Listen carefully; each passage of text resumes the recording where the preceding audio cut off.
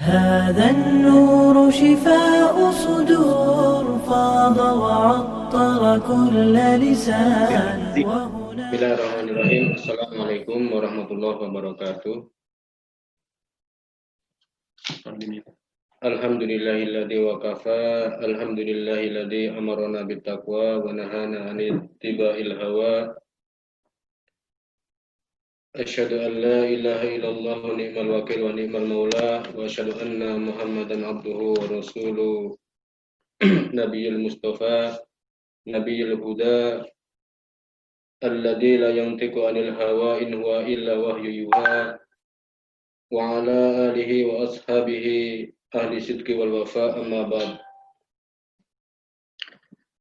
Alhamdulillah, puji syukur kita panjatkan kehadirat Allah Subhanahu wa taala atas segala karunia-Nya sehingga kita pada kesempatan ini bisa menambah wawasan untuk meningkatkan pengetahuan kita tentang apa yang selama ini kita berinteraksi terus-menerus, yaitu Al-Quran. Mudah-mudahan pada kesempatan ini kita dapat mengambil manfaat serta menambah pengetahuan kita tentang Ke-Quranan. Yang kedua, salawat dan salam semoga tetap terlimpah curah kepada junjungan Nabi kita Muhammad SAW atas risalah beliaulah yang kemudian Allah turunkan wahyu kepada Nabi kita Muhammad SAW, dan pada hari ini kita berinteraksi dengan salah satu wahyu yang Allah turunkan kepada para nabi, diantaranya adalah Nabi besar kita Nabi Muhammad SAW, berupa Al-Quran, yang mudah-mudahan dapat menuntun kita sampai yaumul jaza. Teman-teman semua yang insya Allah dimuliakan Allah, hari ini insya Allah kita akan mulai mengenai pembahasan tentang Ke-Quranan,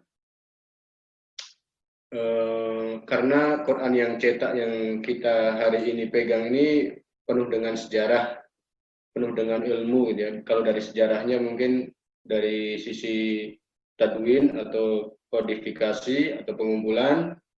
Kalau dari sisi keilmuan mungkin nanti kita bisa belajar bagaimana dari sisi rosem atau tulisan ya, dengan segala perbedaannya dari para ulama. Kemudian misalkan di Quran kita juga ada tanda ruku, dari mana berasal, untuk juga kita akan pelajarin. Kemudian kenapa Quran itu dibagi 30 juz, tidak 160 juz atau 200 juz gitu ya. Nanti kita juga akan ketahui dari masa ke masa itu juz itu selalu berubah ya. Dari zaman Nabi, kemudian zaman tabi'in, zaman sahabat, zaman tabi'in, kemudian sampai para ulama itu juz itu selalu berubah. Kemudian juga kita akan pelajari kenapa ada wakaf gitu ya, kenapa wakaf kita dengan Timur Tengah berbeda gitu ya. Nanti juga kita akan pelajari secara beruntun. Kemudian juga kenapa di kita ada tanda ruku gitu ya. Dari mana tanda ruku itu, padahal di Mushaf Madinah tidak ada gitu. Nah, nanti juga kita akan pelajari dari mana tanda ruku itu berasal, kemudian mengikuti metode siapa gitu ya. Kita juga akan pelajari. Kemudian terutama dari sisi rosem gitu ya, kenapa penulisan Quran kita berbeda dengan Madinah, contohnya As-Siroto gitu ya. Di Madinah tidak pakai alif, di kita pakai alif. Dan nanti insya Allah di lain kesempatan juga kita akan bahas ya.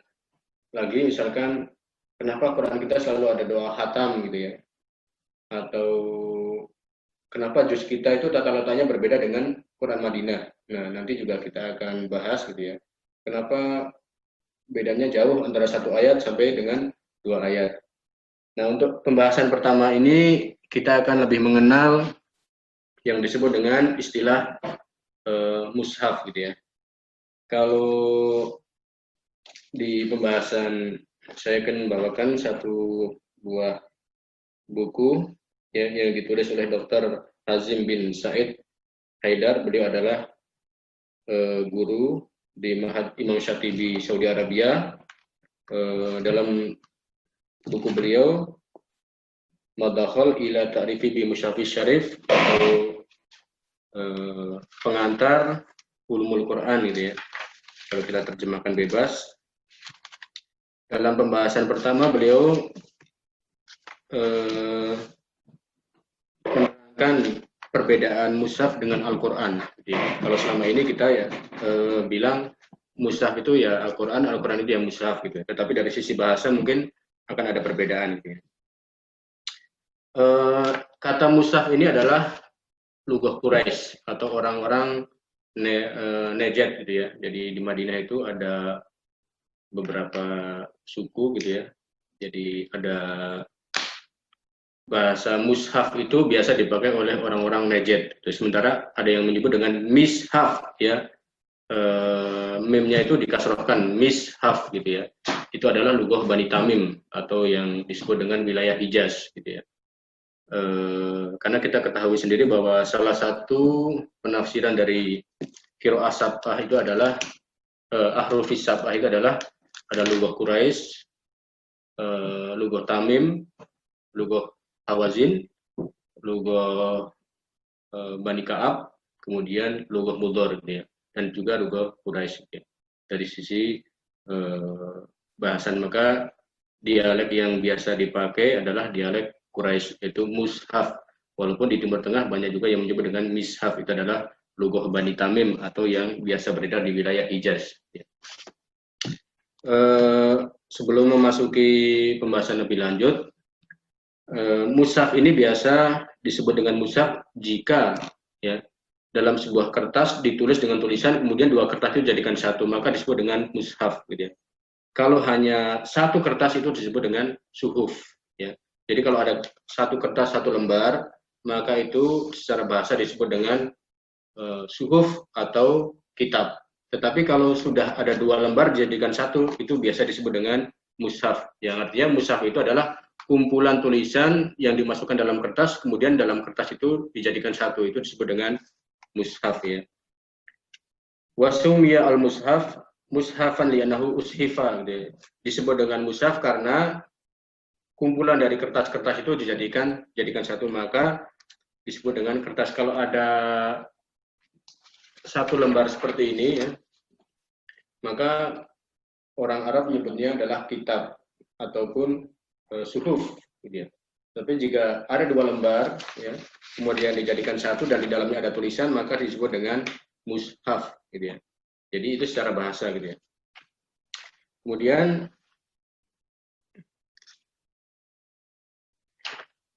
nama mushaf ini kemudian melekat pada kitab suci Al-Quran gitu ya. Walaupun secara bahasa antara Al-Quran dengan mushaf itu agak ada perbedaannya gitu ya.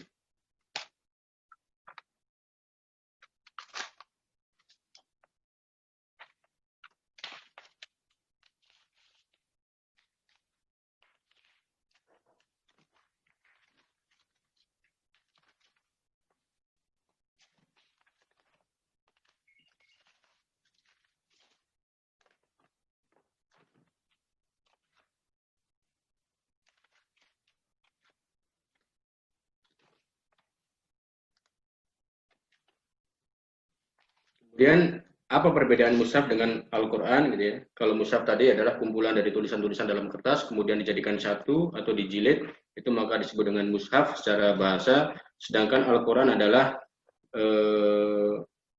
bacaannya itu sendiri ya, dari wazan fu'lan ya, yang kemudian dijadikan makna masdar gitu ya, artinya bacaan gitu ya. Artinya kalau Quran itu secara istilah adalah kalamullah ya, yang diturunkan kepada Nabi kita Nabi Muhammad SAW ya, yang mangkul kepada kita melalui perantaraan malaikat Jibril kepada Nabi Muhammad SAW ya, dengan 7 huruf ya, ahrufis sab'ah, yang ditulis bainad dafatai gitu ya, yang ditulis di antara lembaran-lembaran dafatai al-mushaf ya, di antara lembaran-lembaran mushaf ya, al-mahfud bainas sudur, yang terjaga di dalam hafalan-hafalan umat Islam, al-muta'abbadu bitilawatih ya, yang dibacanya itu menjadikan sebuah nilai ibadah ya.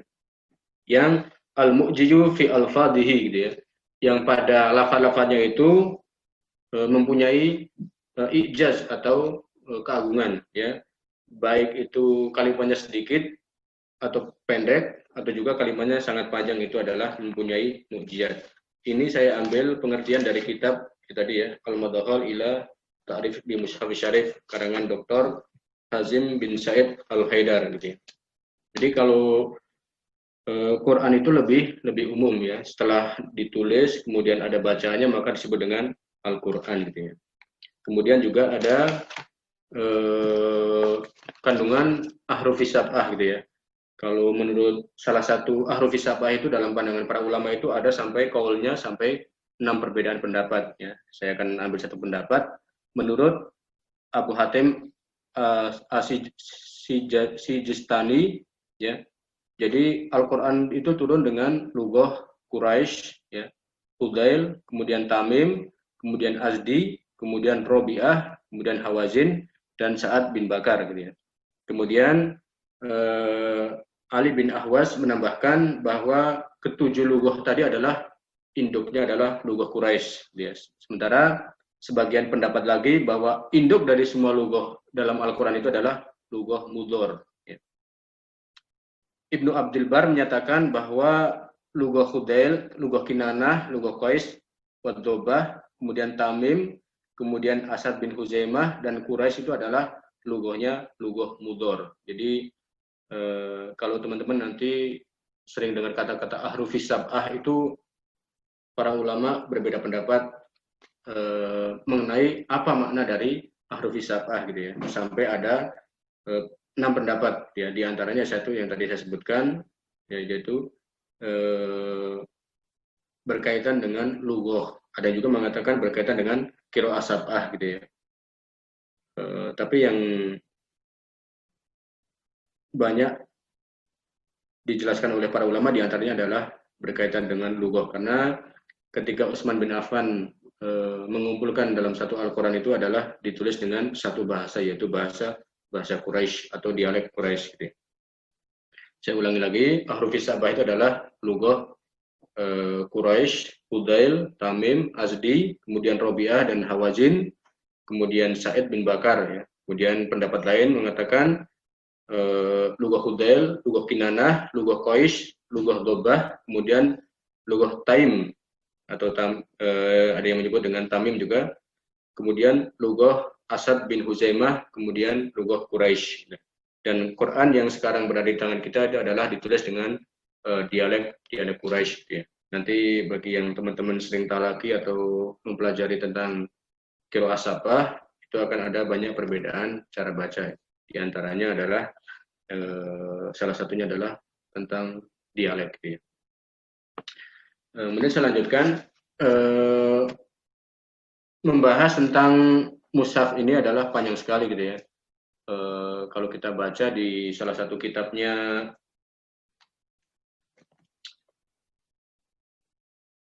Dr. Sayyid Abdul Aziz Salim ya, Abdul Aziz Salim, beliau menceritakan bagaimana mushaf Utsmani itu secara tulisan itu sampai kepada kita gitu ya. Panjang sekali gitu ya. Kalau makanya kenapa sangat panjang, karena sekarang juga banyak di antara masjid-masjid jami yang berada di Timur Tengah, Afrika, terus kemudian juga Eropa, terutama Turki, kemudian di salah satu universitas di Amerika juga menyimpan mushaf-mushaf yang diklaim sebagai mushaf peninggalan Sayyidina Utsman bin Affan radhiyallahu anhu. Tapi untuk saat ini kita akan bahas bagaimana mushaf itu sampai kepada kita gitu ya. Jadi kalau sekarang kita baca dengan segitu gampangnya itu ternyata perjalanannya panjang sekali gitu ya. Dari mulai zaman Nabi ya, yang hanya ditulis dengan di aktaf atau di pelepah kurma, kemudian ditulang, kemudian digozal ya. Kulit-kulit binatang yang kemudian nanti juga zaman Abu Bakar dikumpulkan, yang kemudian menjadi salah satu dinamakan mushaf itu adalah ketika zaman Abu Bakar As-Siddiq, kemudian ke zaman Utsman dikumpulkan dengan utuh gitu ya, kemudian ditulis dengan satu dialek atau dialek Quraisy gitu ya. Nah, perlu teman-teman ketahui bahwa kata-kata mushaf ini menurut Imam Suyuti ya,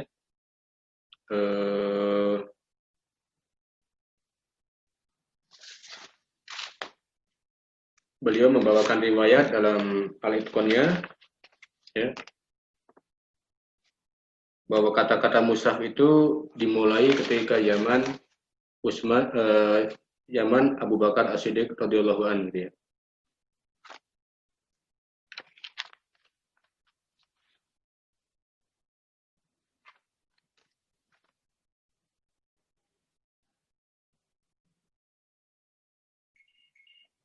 Nah, ini di Imam Suyuti menyebutkan dalam Al-Itqon bahwa pertama kali orang yang mengumpulkan Quran secara utuh adalah Abu Bakar As-Siddiq, kemudian yang menamakan dengan istilah mushaf adalah Abu Bakar As-Siddiq juga, ya.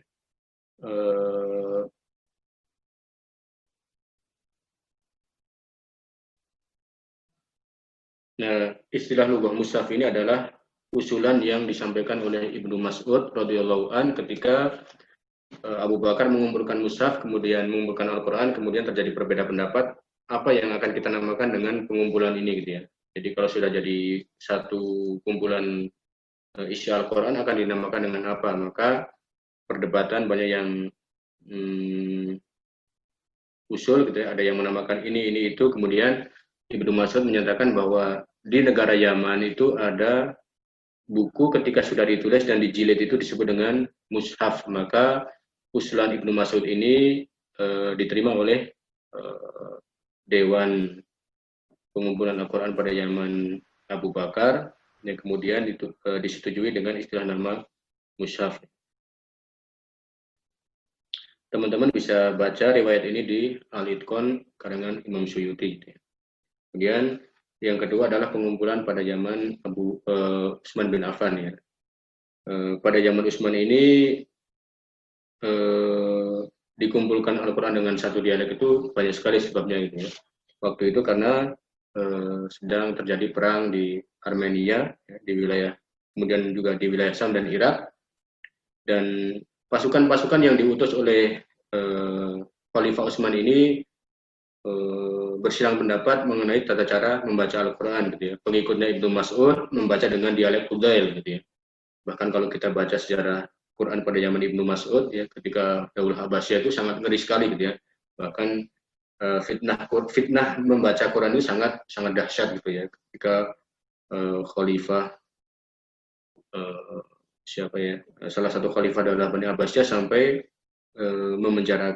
mengusir salah seorang sahabat karena hanya perbedaan dialek, gitu ya. Sang Khalifah dialek Quraisy, sementara Ibnu Mas'ud dialek Hudail, gitu ya.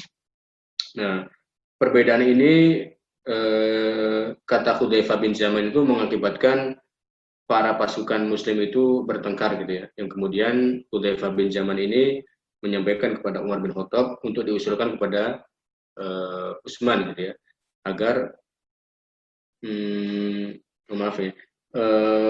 salah satu pendapat ini adalah Hudzaifah bin Yaman menyampaikan kepada Utsman bahwa telah terjadi pertikaian akibat cara membaca Quran yang berbeda, gitu ya. Maka kemudian disusunlah panitia-panitia Quran, ya,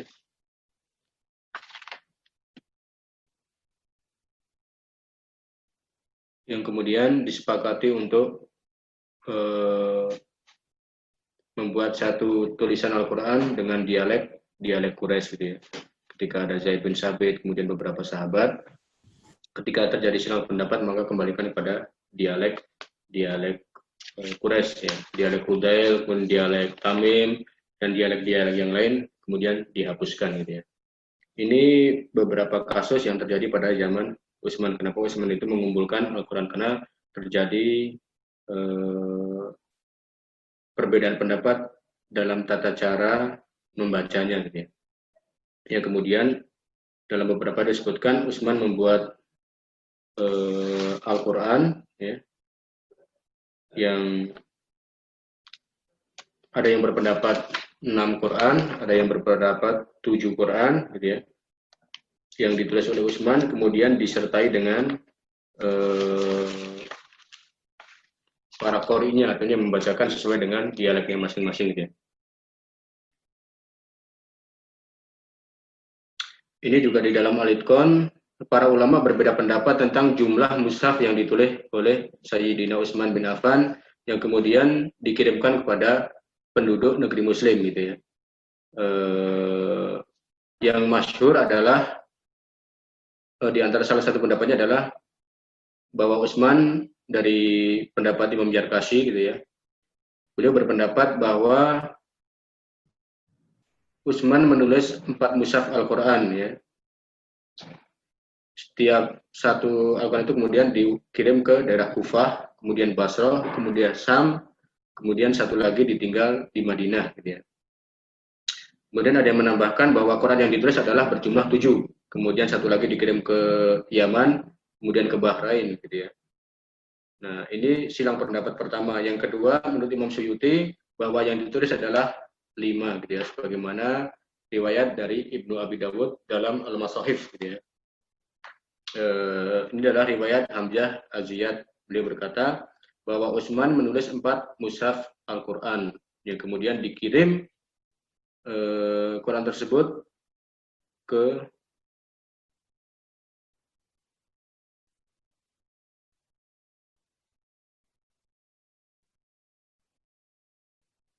beberapa tempat gitu ya. Kemudian Abu Hatim juga berpendapat bahwa yang ditulis adalah 7 ya. Kemudian dikirim ke Mekah, ke Syam, ke Yaman, ke Bahrain, kemudian ke Basrah, kemudian ke Kufah, dan satu lagi untuk wilayah Madinah gitu ya. Tempat Utsman bin Affan berada gitu ya. Kemudian kita kenal dengan istilah Mushaf Madinah itu, Mushaf Madinah dan Mekah itu disebut dengan Mushaf Al-Hijaziyah gitu ya.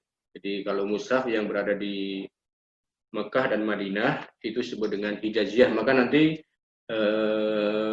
dalam perhitungan ayat kita akan kenal istilah perhitungan ayat sesuai dengan mushaf Hijaziyah gitu ya.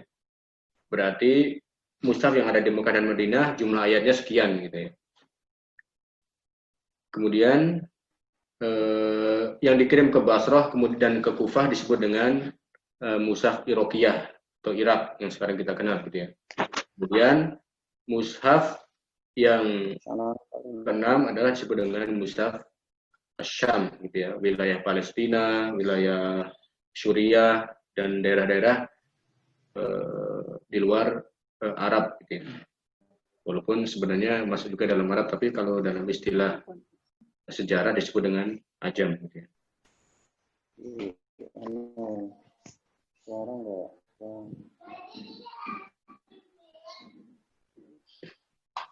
Kemudian pertanyaannya adalah selain itu gitu ya, ketika Khalifah Utsman mengirim Al-Quran ke daerah masing-masing itu, maka disertai juga dengan ahli kiroahnya gitu ya. Ketika misal Utsman menulis Quran untuk daerah Basrah dan Kufah, maka juga diutus orang yang baca sesuai dengan dialek Iraqiyah gitu ya.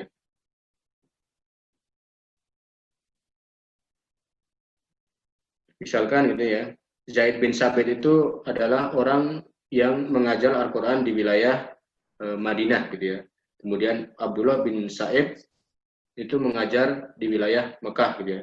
Kemudian Mughirah bin Syihab itu mengajar khusus di wilayah Syam gitu ya. Kemudian Abu Abdurrahman As-Sulami ya, itu mengajar di daerah Kufah. Kemudian Amir bin Qais di daerah Basrah ya. Ini adalah riwayat-riwayat yang telah sampai kepada kita bahwa Al-Quran itu ditulis sesuai dengan dialeknya. Maka kalau sekarang ada perbedaan baca Quran, maka memang dari sananya, dari asalnya sudah ada. Kemudian pertanyaan kita, di antara mushaf-mushaf itu ya, baik yang berpendapat 5, 4, dan 7 ataupun 6, masih ada atau tidak gitu ya, tulisan Sayyidina Utsman ini gitu ya. Apakah masih ada atau tidak? Saya pernah nulis di internet. Gimana?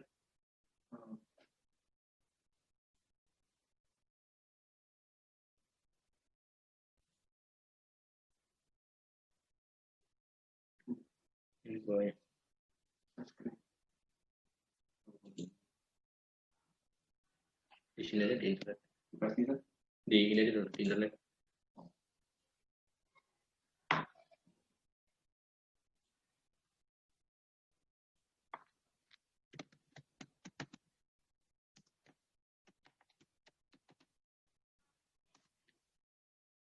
teman-teman bisa dibuka. Saya pernah membahas di blog saya tentang Quran-Quran yang masih dianggap sebagai Quran Utsmani, ya, baik dari sisi tulisan, ya, terutama dari tulisan gitu ya. Kemudian ketebalan itu.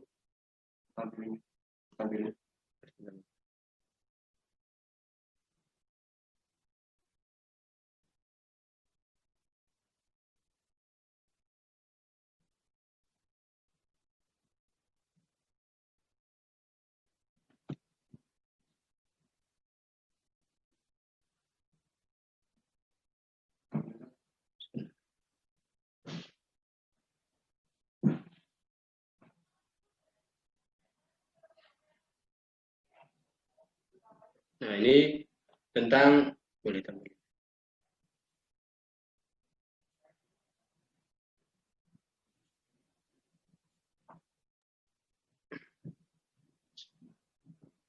Ini adalah tentang perbedaan pendapat para ulama ya mengenai masih adakah peninggalan mushaf Utsman bin Affan radhiyallahu an yang kemudian ditiru sampai sekarang, ada tulisan berbentuk seperti ini, maka di dalam beberapa pembahasannya oleh salah satunya adalah yang dibahas oleh Dr. Iwad Ahmad Nasir Asy'ari, kemudian saya juga ambilkan dari kitab Dr. Said Abdul Aziz Salim, bahwa klaim mushaf itu ada sekitar 5 klaim ya yang dianggap sebagai peninggalan mushaf Utsman bin Affan gitu ya, yang kemudian juga itu terjadi pada abad ke-7 gitu ya. Kemudian yang pada abad ke-8 terputus gitu ya. Kemudian abad ke-14 mulai muncul lagi pembahasan tentang peninggalan-peninggalan Al-Qur'an yang diklaim sebagai peninggalan mushaf Utsman bin Affan. Saya bacakan saja. Ya. Muhammad bin Abdullah bin Idris Al-Hamudi Al-Husaini Asy-Syarif menyebutkan dalam Nuzhatul Mustaq ya, bahwa Masjid Jami Al-Qurtubah yang Cordoba menyimpan mushaf Al-Imam yang terletak di mihrab. Mushaf tersebut pernah diangkat oleh 2 orang dikarenakan saking beratnya ya. Mushaf ini terdiri dari 4 lembar saja ya, dari sisa mushaf yang telah ditulis oleh Khalifah Utsman bin Affan gitu ya. Dan lembaran tersebut terdapat lumuran darah Khalifah Utsman ya. Kita tahu sendiri ketika Utsman ditikam sedang membaca Al-Qur'an gitu ya. Riwayat dari Nuruddin Ali bin Abdullah As-Samhudi yang menyebutkan dalam kitabnya bahwa sejak kesyahidan Sayyidina Utsman bin Affan, mushaf tersebut telah berpindah tangan ke 2 orang. Salah satunya adalah bernama Khalid. Khalid ini disinyalir adalah cucu Khalifah Utsman bin Affan ya. Ada juga satu Khalid bernama Khalid ini bernama Khalid bin Amr bin Utsman bin Affan ya. Ini adalah riwayat dari Samhudi ya. Kemudian yang di riwayat lain bahwa Ma'ruf telah menyampaikan bahwa mushaf Utsman bin Affan menjadi milik Khalid bin Utsman bin Affan ya. Ini adalah ponakan dari Utsman bin Affan ya. Ini terdapat dalam riwayat Tabaqat Imam Qutaibah ya. Khalid adalah paman dari Utsman bin Affan sendiri gitu ya.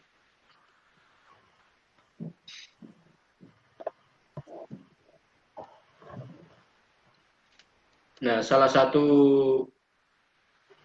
peninggalan ini kemudian secara singkatnya mushaf ini yang tadi 3 lembar ini kemudian pindah ke daerah Afrika karena ketika kekuasaan Bani Umayyah itu ya berpindah-pindah tempat, maka sampailah ke Afrika yang kemudian menetap di Daulah Muwahhidin ya, daerah daulah di wilayah Maghrib ya, Afrika Utara pada tahun 524 Hijriah ya. Itu daerah Maroko, Aljazair ya, kemudian Tunisia ya, Libya ya, di bawah kekuasaan Daulah Muwahhidin ya. Nah, mushaf 3 lembar itu berada di sana gitu ya. Kemudian sampai Daulah Al-Marin gitu ya, atau Mariniyun gitu ya.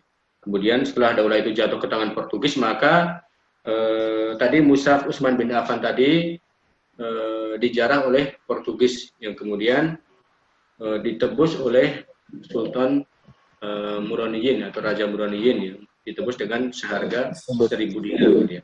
Kalau diuangkan dengan rupiah di zaman dahulu bisa sampai berpuluh-puluh juta atau bahkan ratusan juta. Ini terjadi pada tahun 745. Ya, salah satu pendapat yang saya ambil dari kitab ini Adwa ala Mushaf Utsman bin Affan adalah bahwa Mushaf Utsman bin Affan itu ada, ya. Di antaranya adalah di daerah Cordoba, ya, di Spanyol sana, yang kemudian berpindah tempat ke daerah Afrika, ya. Dan mushafnya itu hanya 3 lembar, ya, dan di situ terdapat cairan darah gitu ya.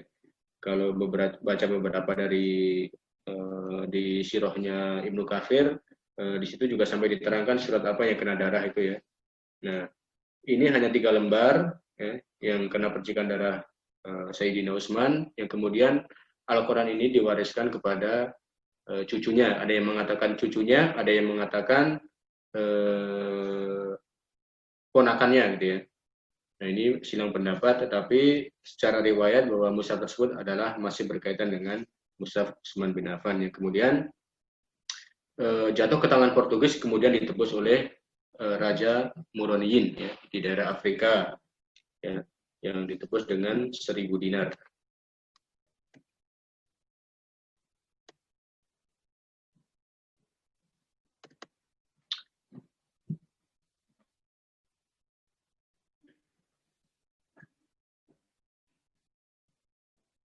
Kemudian mushaf ini kembali ke daerah Muroniyin atau, ya, daerah Maroko setelah diambil alih oleh Sultan Muroniyin gitu ya. Nah, ini salah satu pendapat gitu ya. Salah satu pendapat bahwa mushaf Utsman bin Affan itu sampai sekarang masih ada gitu ya. Kemudian kalau kita lihat jejaknya lagi, mushaf ini juga salah satunya diklaim di daerah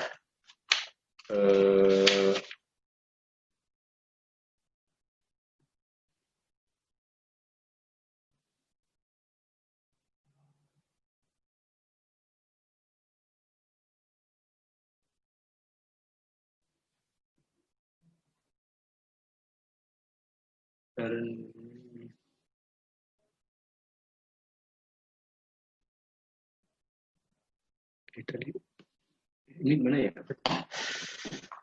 Flash disk.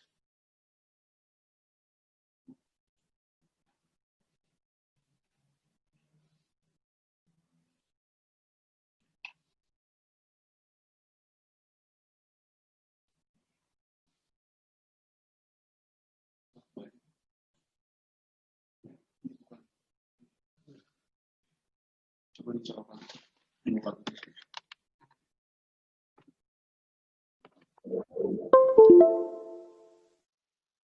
Baru masuk. Nah,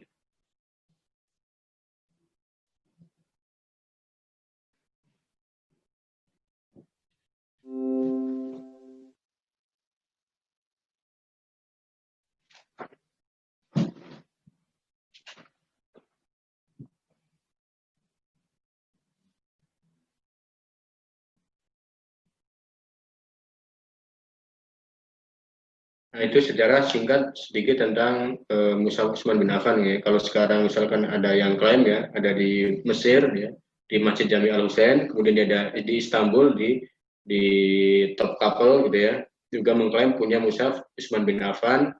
Kemudian di Irak juga ada yang mengklaim punya mushaf bin Affan.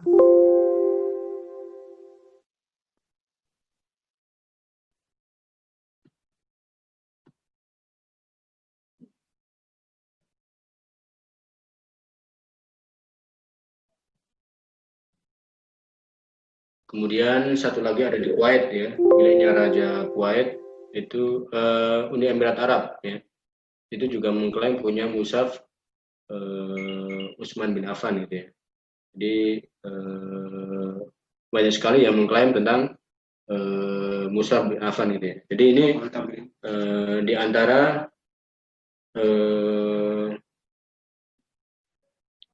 klaim-klaim mushaf Utsman bin Affan itu Ini saya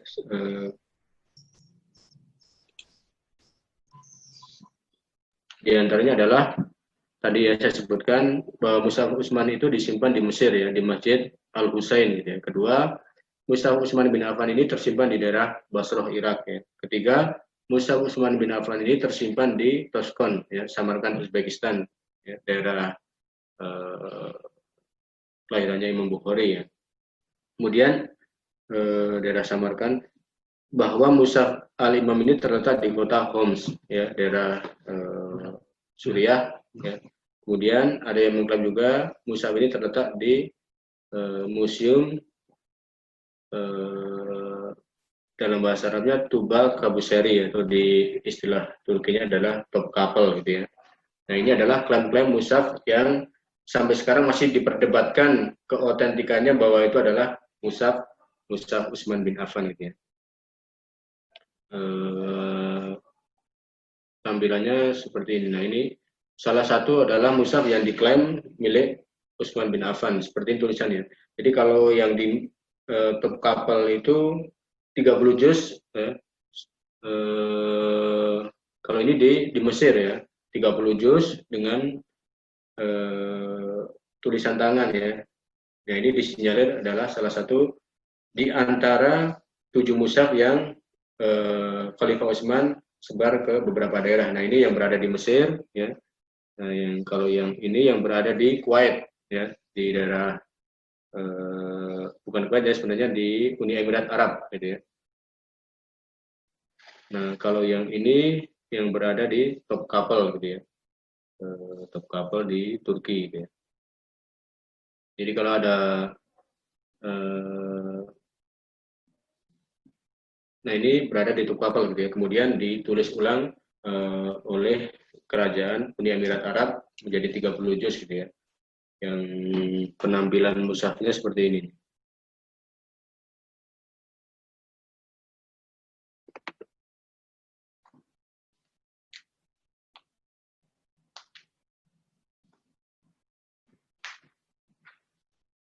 Kalau mau review aja nih.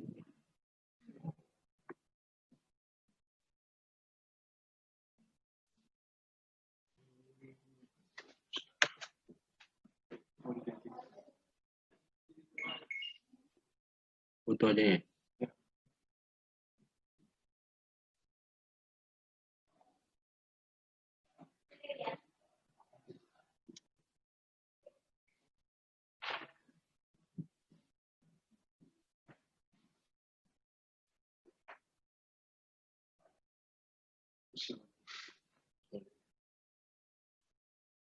Nah, ini adalah contoh gambaran mushaf yang lengkap 30 juz yang berada di Uni Emirat Arab ya. Jadi mushaf ini disalin dari mushaf yang berada di wilayah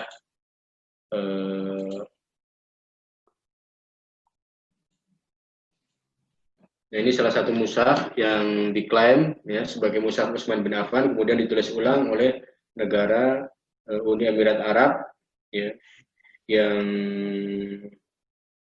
full 30 juz gitu ya.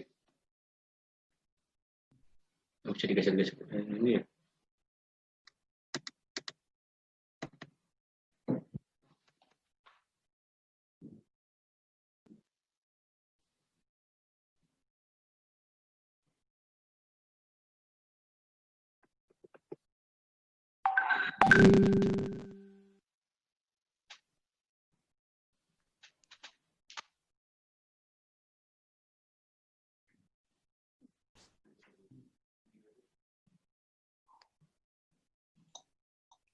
Hanya satu yang ini ya. Bisa geser-geser. Harusnya bisa sih. Nah, ini gambarnya kayak gini, mushaf yang berada di Uni Emirat Arab 30 juz full itu ya, dibiayai oleh Uni Emirat Arab. Ini contohnya surat Al-Fatihah. Ya, ini juga diklaim sebagai salinan dari mushaf Utsman bin Affan yang berada di Topkapı, Turki. Ya. Nah, ini ya, salah satu yang diklaim juga dari peninggalan Mushaf Utsman bin Affan. Teman-teman kalau misalkan searching di internet atau di risalah-risalah akademi ini akan ketemu ya. Jadi peninggalan-peninggalan mushaf yang diklaim sebagai Mushaf Utsman bin Affan ya. Jadi sekali lagi perjalanan Mushaf Utsman bin Affan ini panjang sekali gitu ya. Dari sampai sekarang misalkan klaim-klaim itu masih ada gitu ya. Bahwa Mushaf Utsman bin Affan yang paling otentik ada di Mesir gitu ya.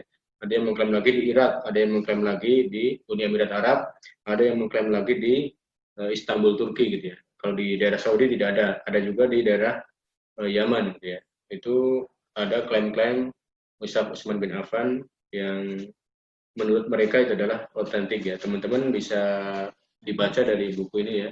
Namanya Al-Adwa ala Mushaf Utsman bin Affan radhiyallahu anhu wa rihlatuhu syarqan wa ghurban gitu ya. Sejarah Mushaf Utsman bin Affan dan perpindahannya dari Timur Tengah sampai kepada daerah Maghrib atau Afrika bahkan sampai kepada Eropa ya.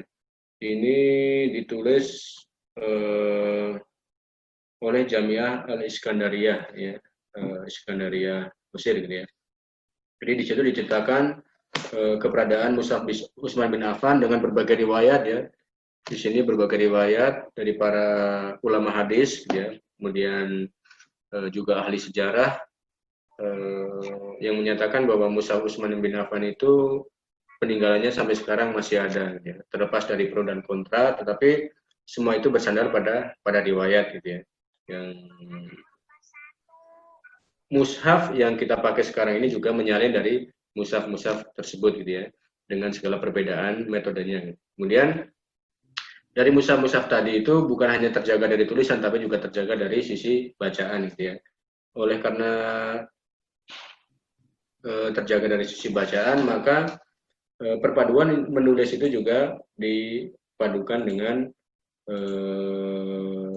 cara bacanya. Makanya insya Allah mushaf yang berada di tangan kita sekarang ini, baik secara metode penulisan atau bacaan, sudah melalui validasi dari para ulama hufadz Al-Quran, baik dari sisi tulisan atau dari sisi bacaan. Kalau kita kenal, bacaannya itu dari 7, 10, sampai 14 gitu ya. Kemudian ditambah qiraah syaddah. Dari sisi penulisan, banyak sekali ya penulisan mungkin mushaf yang berada di Libya, di daerah, kalau bahasa sejarah Quran itu disebut dengan Maghrib Adna gitu ya. Maghrib Adna itu adalah untuk mengistilahkan ahli-ahli Rosem di wilayah Afrika bagian bawah dari negara-negara tersebut seperti Libya, ya. Kemudian sebagian Maroko gitu ya. Itu disebut dengan Maghrib Adna. Kemudian sebagian lagi berbeda dengan di Masyrik gitu ya, wilayah Masyrik gitu ya. Yaitu Timur Tengah ya. Timur Tengah kemudian ditambah lagi dengan Sudan dan Mesir ya. Walaupun dalam peta nasional atau peta internasional Mesir sama Sudan itu maksudnya ke Afrika gitu ya. Tetapi dalam ilmu Al-Qur'an Mesir dan Sudan itu disebut dengan Masyrik atau Timur gitu ya. Timur Arab bahasanya gitu ya. Itu dalam ilmu Al-Qur'an, berbeda dengan ilmu geografi gitu ya. Dalam ilmu geografi Sudan dan Mesir itu masuk daerah Afrika. Tetapi dalam ilmu Quran, ilmu riwayat, ya, ilmu agama, bahwa Mesir dan Sudan itu masuk dalam istilah Masyrik atau Timur ya. Jadi makanya kenapa banyak para ahli-ahli Quran itu berasal dari daerah seperti Mesir gitu ya. Itu karena memang salah satu di antara para qurra itu berdomisili di sana, atau salah satu mushaf yang dibawa salah satunya berada di Mesir yang kemudian diteruskan oleh nanti pemerintahan Amr bin As gitu. Jadi di Mesir itu juga merupakan pusat sejarah Islam ya, termasuk diantaranya tadi ya, ada mushaf di sana yang diklaim sebagai mushaf peninggalan Utsman bin Affan di Masjid Al-Husaini gitu ya. Nah, kita bisa nyambung sekarang ya, misalkan itu sejarah mushaf-mushaf yang dianggap mushaf Utsmani kuno gitu ya. Kemudian kalau mushaf yang kita sekarang kita kenal itu kapan ditulisnya gitu ya. Maka ini juga merupakan panjang sekali ya perjalanannya gitu ya. Kalau kita mungkin mengira gitu ya, kalau mushaf yang ada sekarang itu baik mushaf Madinah, mushaf Suriah atau Mesir itu berasal dari wilayah Madinah gitu ya. Tetapi mungkin saya berangkat dari Timur Tengah dulu gitu ya.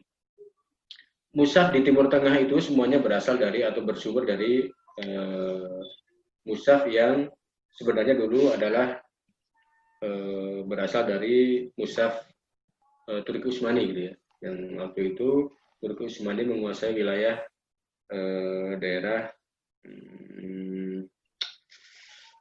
Hijaz gitu ya. Ya sebagian wilayah di Mekah dan Madinah gitu, Saudi Arabia gitu ya, walaupun tidak full gitu ya. Tapi di sana banyak Quran-Quran yang berasal dari wilayah Turki Utsmani maksudnya gitu ya.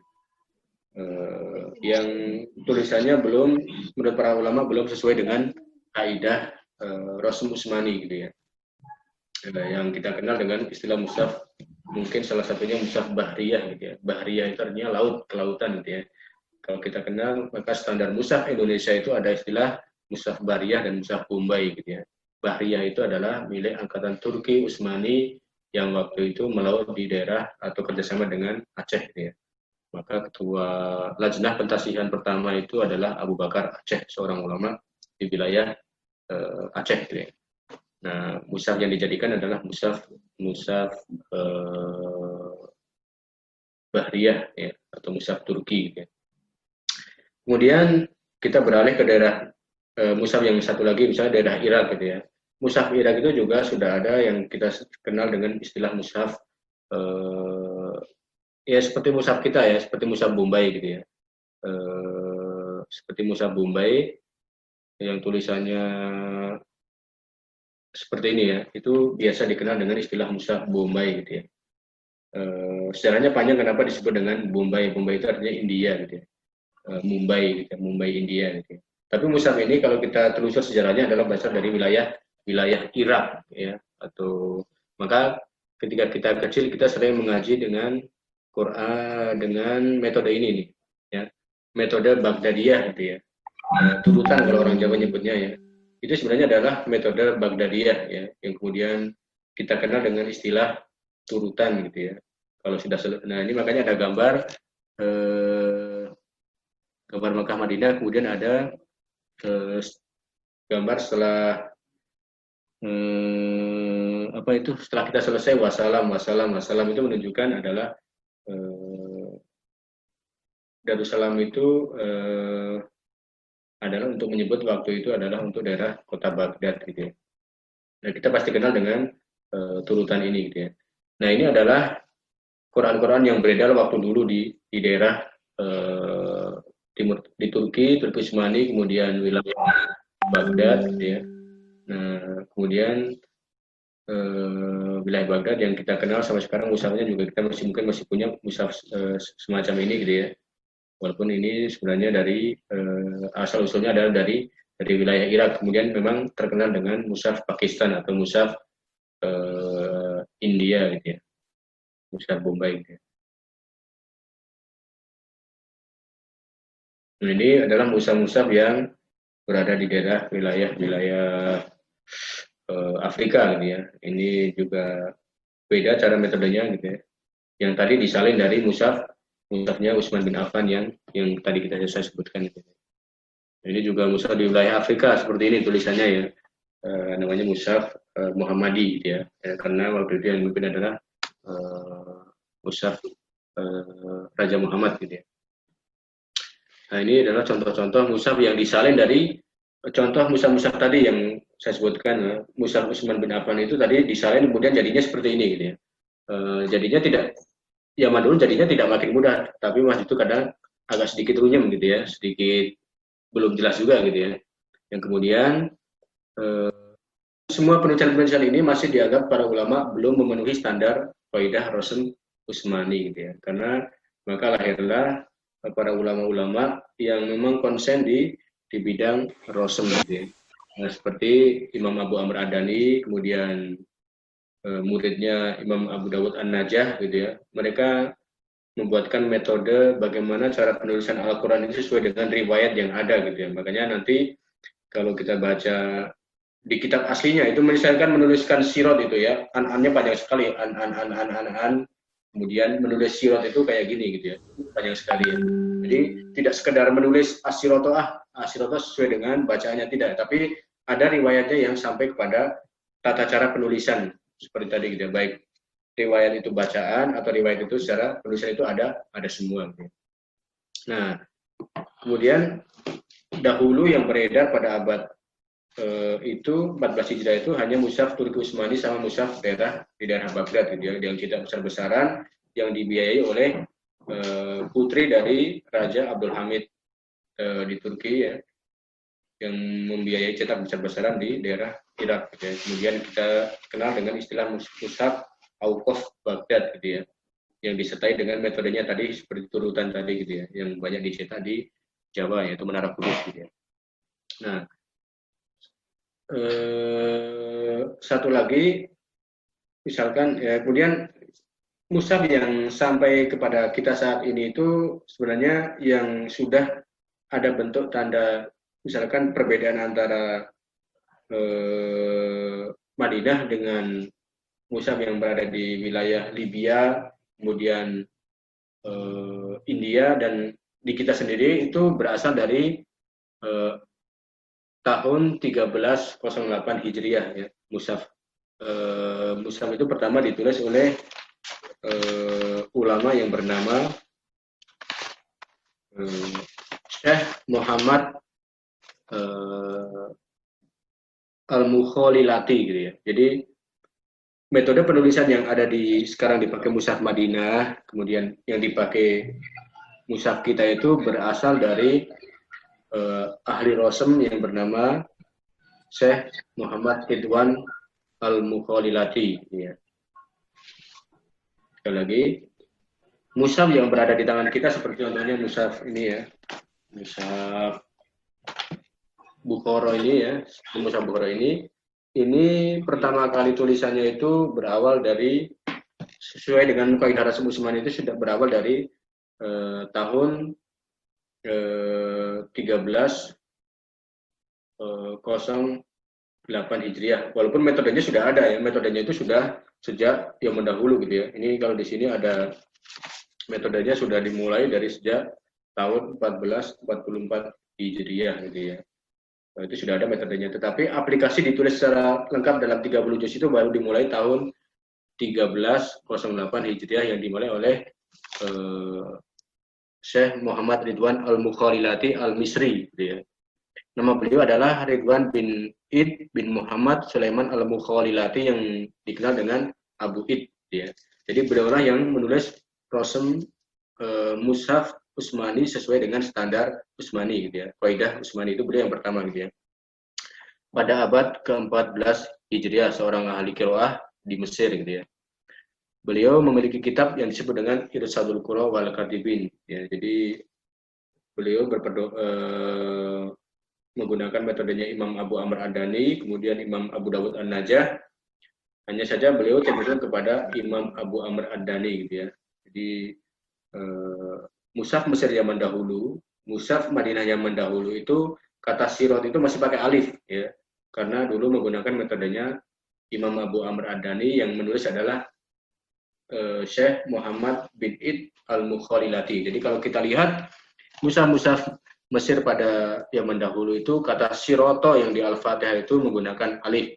Itu karena dulu yang menulis pertama adalah Syekh Muhammad bin Id Al-Mukhalilati dengan rujukan Imam Abu Amr Ad-Dani yang wafat pada tahun 444 Hijriah. Beliau yang memiliki kitab Al-Muqni fi Ma'rifati Masahifil Amsar. Jadi tata cara penulisan mushaf-mushaf Sayyidina Utsman bin Affan, baik dari sisi alifnya dibuang atau dan sebagainya gitu ya. Nah, mushaf ini ditulis oleh beliau pada tahun 1308 Hijriah di Mesir atau tahun 1890 Masehi gitu ya. Mushaf ini diterbitkan oleh Matba'ah Bahiyah. Jadi dulu percetakan Quran paling tenar itu salah satunya yang menggunakan metode Rasul Utsmani itu adalah di Mesir gitu ya. Walaupun sebelumnya sudah ada percetakan di Bulak gitu ya. Di Mesir juga, kemudian di daerah Aljazair karena ada jajahan Perancis gitu ya. Itu sudah ada percetakan Quran, akan tetapi belum menggunakan metode sistem Utsmani gitu ya. Nah, Quran yang ditulis oleh Syekh Mukhalilati ini pertama kali diterbitkan oleh Matba'ah Bahiyah milik Muhammad Abi Zaid Al-Misr gitu ya. Seorang yang bangsawan yang kaya di Mesir. Kemudian cetaknya juga tidak terlalu banyak karena masih keterbatasan kertas gitu ya. Nah, para ulama mengklaim bahwa mushaf ini yang pertama kali ditulis sesuai dengan metode Rasm Utsmani, baik sisi dari keterkaitan dengan bacaan dan juga keterkaitan dengan tata cara nulis. Ya. Maka di mushaf ini juga sudah ada doa khatam Quran gitu ya. Jadi kalau teman-teman ada yang mengatakan doa khatam Quran itu hanya ada di Indonesia, tidak. Jadi doa khatam Quran itu juga sudah berasal dari yang mendahulu para ulama ya. Di halaman tambahan itu sekitar 12 sampai 13 halaman itu ada keterangan tentang mushaf-mushaf. Makanya kenapa kalau mushaf Timur Tengah yang resmi itu biasanya ada takrif bihadzal mushaf, keterangan tentang mushaf ini gitu ya. Dari mana diambil, ya, dari pakai metode siapa, ya, kemudian ayatnya merujuk kemana, wakofnya merujuk kemana, pembagian juz jadi 30 merujuk kemana gitu ya.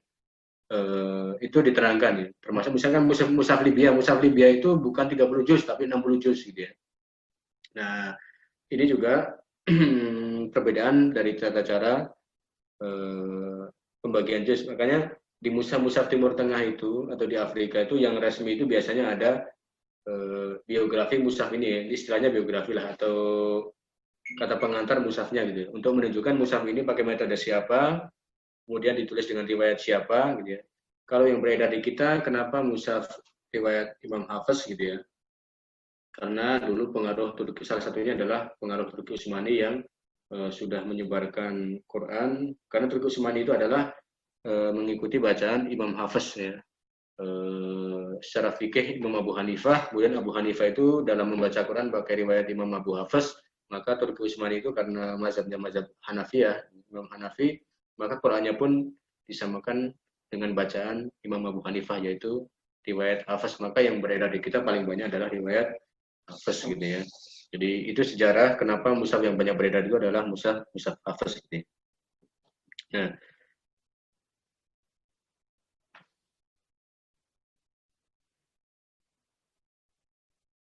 kemudian mushaf ini juga dicetak ulang pada kali kedua ya pada zaman Malik Fuad I gitu ya, atau Perdana Menteri Mesir yang pertama gitu ya. Kemudian dicetak kedua pada Malik Faruk II gitu. Jadi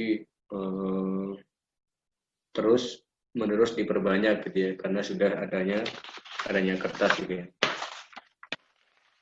Kemudian pada tahun 1337 Hijriah, mushaf yang dikarang atau yang ditulis oleh Syekh Mukhalilati ini mengalami perubahan. Artinya ditashih ulang oleh Dewan Pentasihan Al-Quran. Makanya kenapa sekarang Dewan Pentasihan Al-Quran itu kalau dunia itu berada di Mesir, karena memang Mesir ini yang mencetuskan mula-mula Dewan Tashih Al-Quran gitu. Jadi makanya banyak ahli qurra dari sana ya. Kemudian kalau kita lihat mushaf-mushaf Timur Tengah itu pasti ada tanda tangannya salah satunya dari Dewan Lajnah Mesir gitu ya. Ada Suriah, Mesir, Sudan, kemudian Saudi Arabia gitu ya. Itu karena saking kuatnya mereka dalam meneliti Al-Quran. Makanya kalau mushaf-mushaf Timur Tengah itu biasanya selain Saudi itu ada tanda tangannya dari 3 negara. Biasanya kalau nggak Suriah, Mesir, dan Sudan gitu ya. Termasuk Saudi Arabia gitu ya. Nah, kemudian mushaf ini diperiksa ulang oleh Dewan Tashih Al-Azhar Syarif sesuai bacaan riwayat Imam Hafiz, karena menurut ulama setelahnya beberapa tahun kemudian ya bahwa penulisan yang dilakukan oleh Syekh Mukhalilati ini kurang tepat gitu ya, sehingga ada perubahan. Salah satunya contoh perubahannya adalah kata siroto gitu ya. Siroto itu kalau di mushaf Madinah dulu atau mushaf Mesir dahulu itu masih menggunakan alif ya. Tetapi menurut ulama setelahnya bahwa penulisan itu kurang tepat, sehingga kemudian direvisi ulang yang revisi ulang itu mentarjihkan atau mensohhikan pendapat Imam Abu Dawud, bukan Abu Dawud ahli hadis ya, ini Imam Abu Dawud An-Najah gitu. Jadi ulama Rasul Quran gitu ya. Menyatakan bahwa yang roji itu tidak pakai alif gitu ya. Ini bukan salah, tapi hanya perbedaan pendapat seperti fikih ya, seperti fikih. Penulisan Al-Quran itu perbedaan seperti fikih sekali gitu ya. Kalau fikih misalkan wudhu ada yang hanya ngusap jidat, ada yang harus full gitu ya. Nah pun demikian dalam nulis rosem itu juga ada perbedaan pendapat karena riwayat yang sampai kepada mereka itu berbeda-beda gitu ya. Jadi tidak hanya sekedar cara nulis, tetapi riwayat yang sampai kepada mereka itu an-annya itu panjang sekali, an ini, kemudian sampailah cara nulis kalimat as-siroto gitu. Jadi semua huruf yang ada di Al-Quran itu ditulis berdasarkan riwayat, bukan berdasarkan kemauan sang penulis gitu ya. Tapi riwayat yang sampai kepada mereka. Ya. Kemudian mushaf ini direvisi dan diterbitkan banyak penerbit, diantaranya adalah penerbit Al-Amiri, maka kita kenal dengan istilah mushaf Amiriyah ya. Kemudian mushaf Al-Husaini ya, beliau adalah seorang pentasih Quran di Mesir yang kemudian juga khotot gitu ya. Kemudian disebut juga dengan mushaf Maslahah gitu ya. Kemudian ini penerbit di Mesir. Kemudian mushaf Darul Kutub ya. Yang kalau kita kenal ada sekarang Darul Kutub Al-Ilmiyah, Darul Kutub Alamiyah gitu ya. Itu juga salah satu yang pertama kali menerbitkan mushaf ditulis secara resmi Utsmani. Kemudian ada juga istilah mushaf Mesir ya. Kalau ada istilah mushaf Mesir berarti mushaf yang mengacu pada tahun 1337 Hijriah ya. Dari mushaf dari Mesir inilah kemudian apa yang kemudian melahirkan dicetak di beberapa negara Timur Tengah termasuk Saudi Arabia gitu ya. Walaupun di Saudi Arabia itu ada khotot ya, Syekh Kurdi misalkan gitu ya. Ali khotot. Tapi secara penulisan itu mushaf Madinah itu mengambil dari mushaf yang berada di Mesir, yaitu tulisan atau yang kita kenal dengan mushaf Sarmali. Mushaf Sarmali itu juga menulis dari kutipan atau mencontek dari mushaf Darul Kutub ini gitu ya.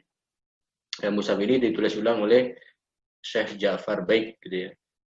Yang kemudian kita kenal dengan mushaf Al-Husaini Al-Misriyah. Itulah secara singkat mushaf yang berada di kita itu, baik mushaf Madinah atau mushaf Indonesia dan juga mushaf Pakistan, mushaf Libya itu awal mula penulisan itu dengan segala perbedaannya itu dari abad ke-14 yang ditulis oleh Syekh Muhammad bin Ridwan Al-Mukhalilati. Kalau sebelum-sebelumnya itu kaidah penulisan itu jarang diperhatikan gitu ya. Yang penting bisa dibaca sesuai bacaan gitu ya. Tapi setelah itu baru ditulis dengan sesuai dengan metodenya berdasarkan riwayat yang sampai kepada mereka gitu ya.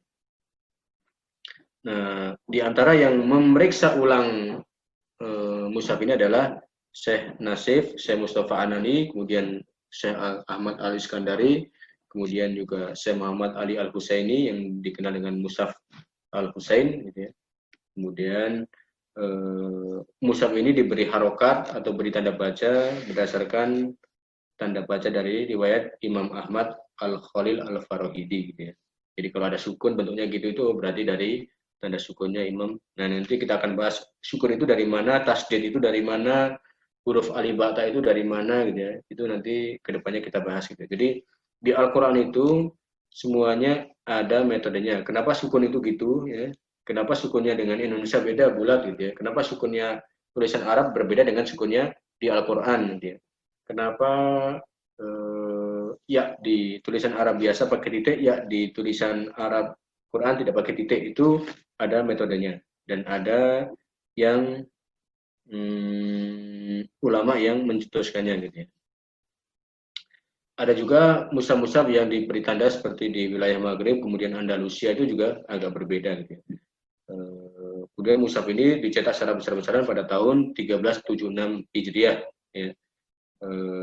Yang kemudian terbentuklah Majma' Al-Buhuth Al-Islamiyah. Jadi kalau di mushaf-mushaf Mesir itu ada istilah Majma' Buhuth Al-Islamiyah.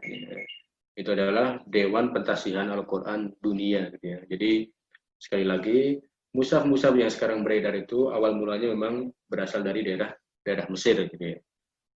Ditulis dengan metode Rasul Utsmani dengan segala perbedaannya.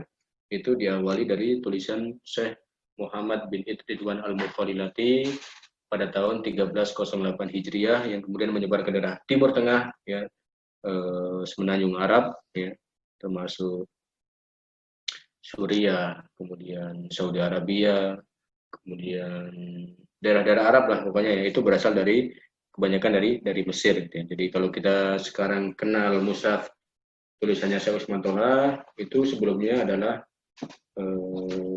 sudah dikarang oleh ulama-ulama sebelumnya, ya. Jadi ditulis dengan khot nasakh, gitu ya.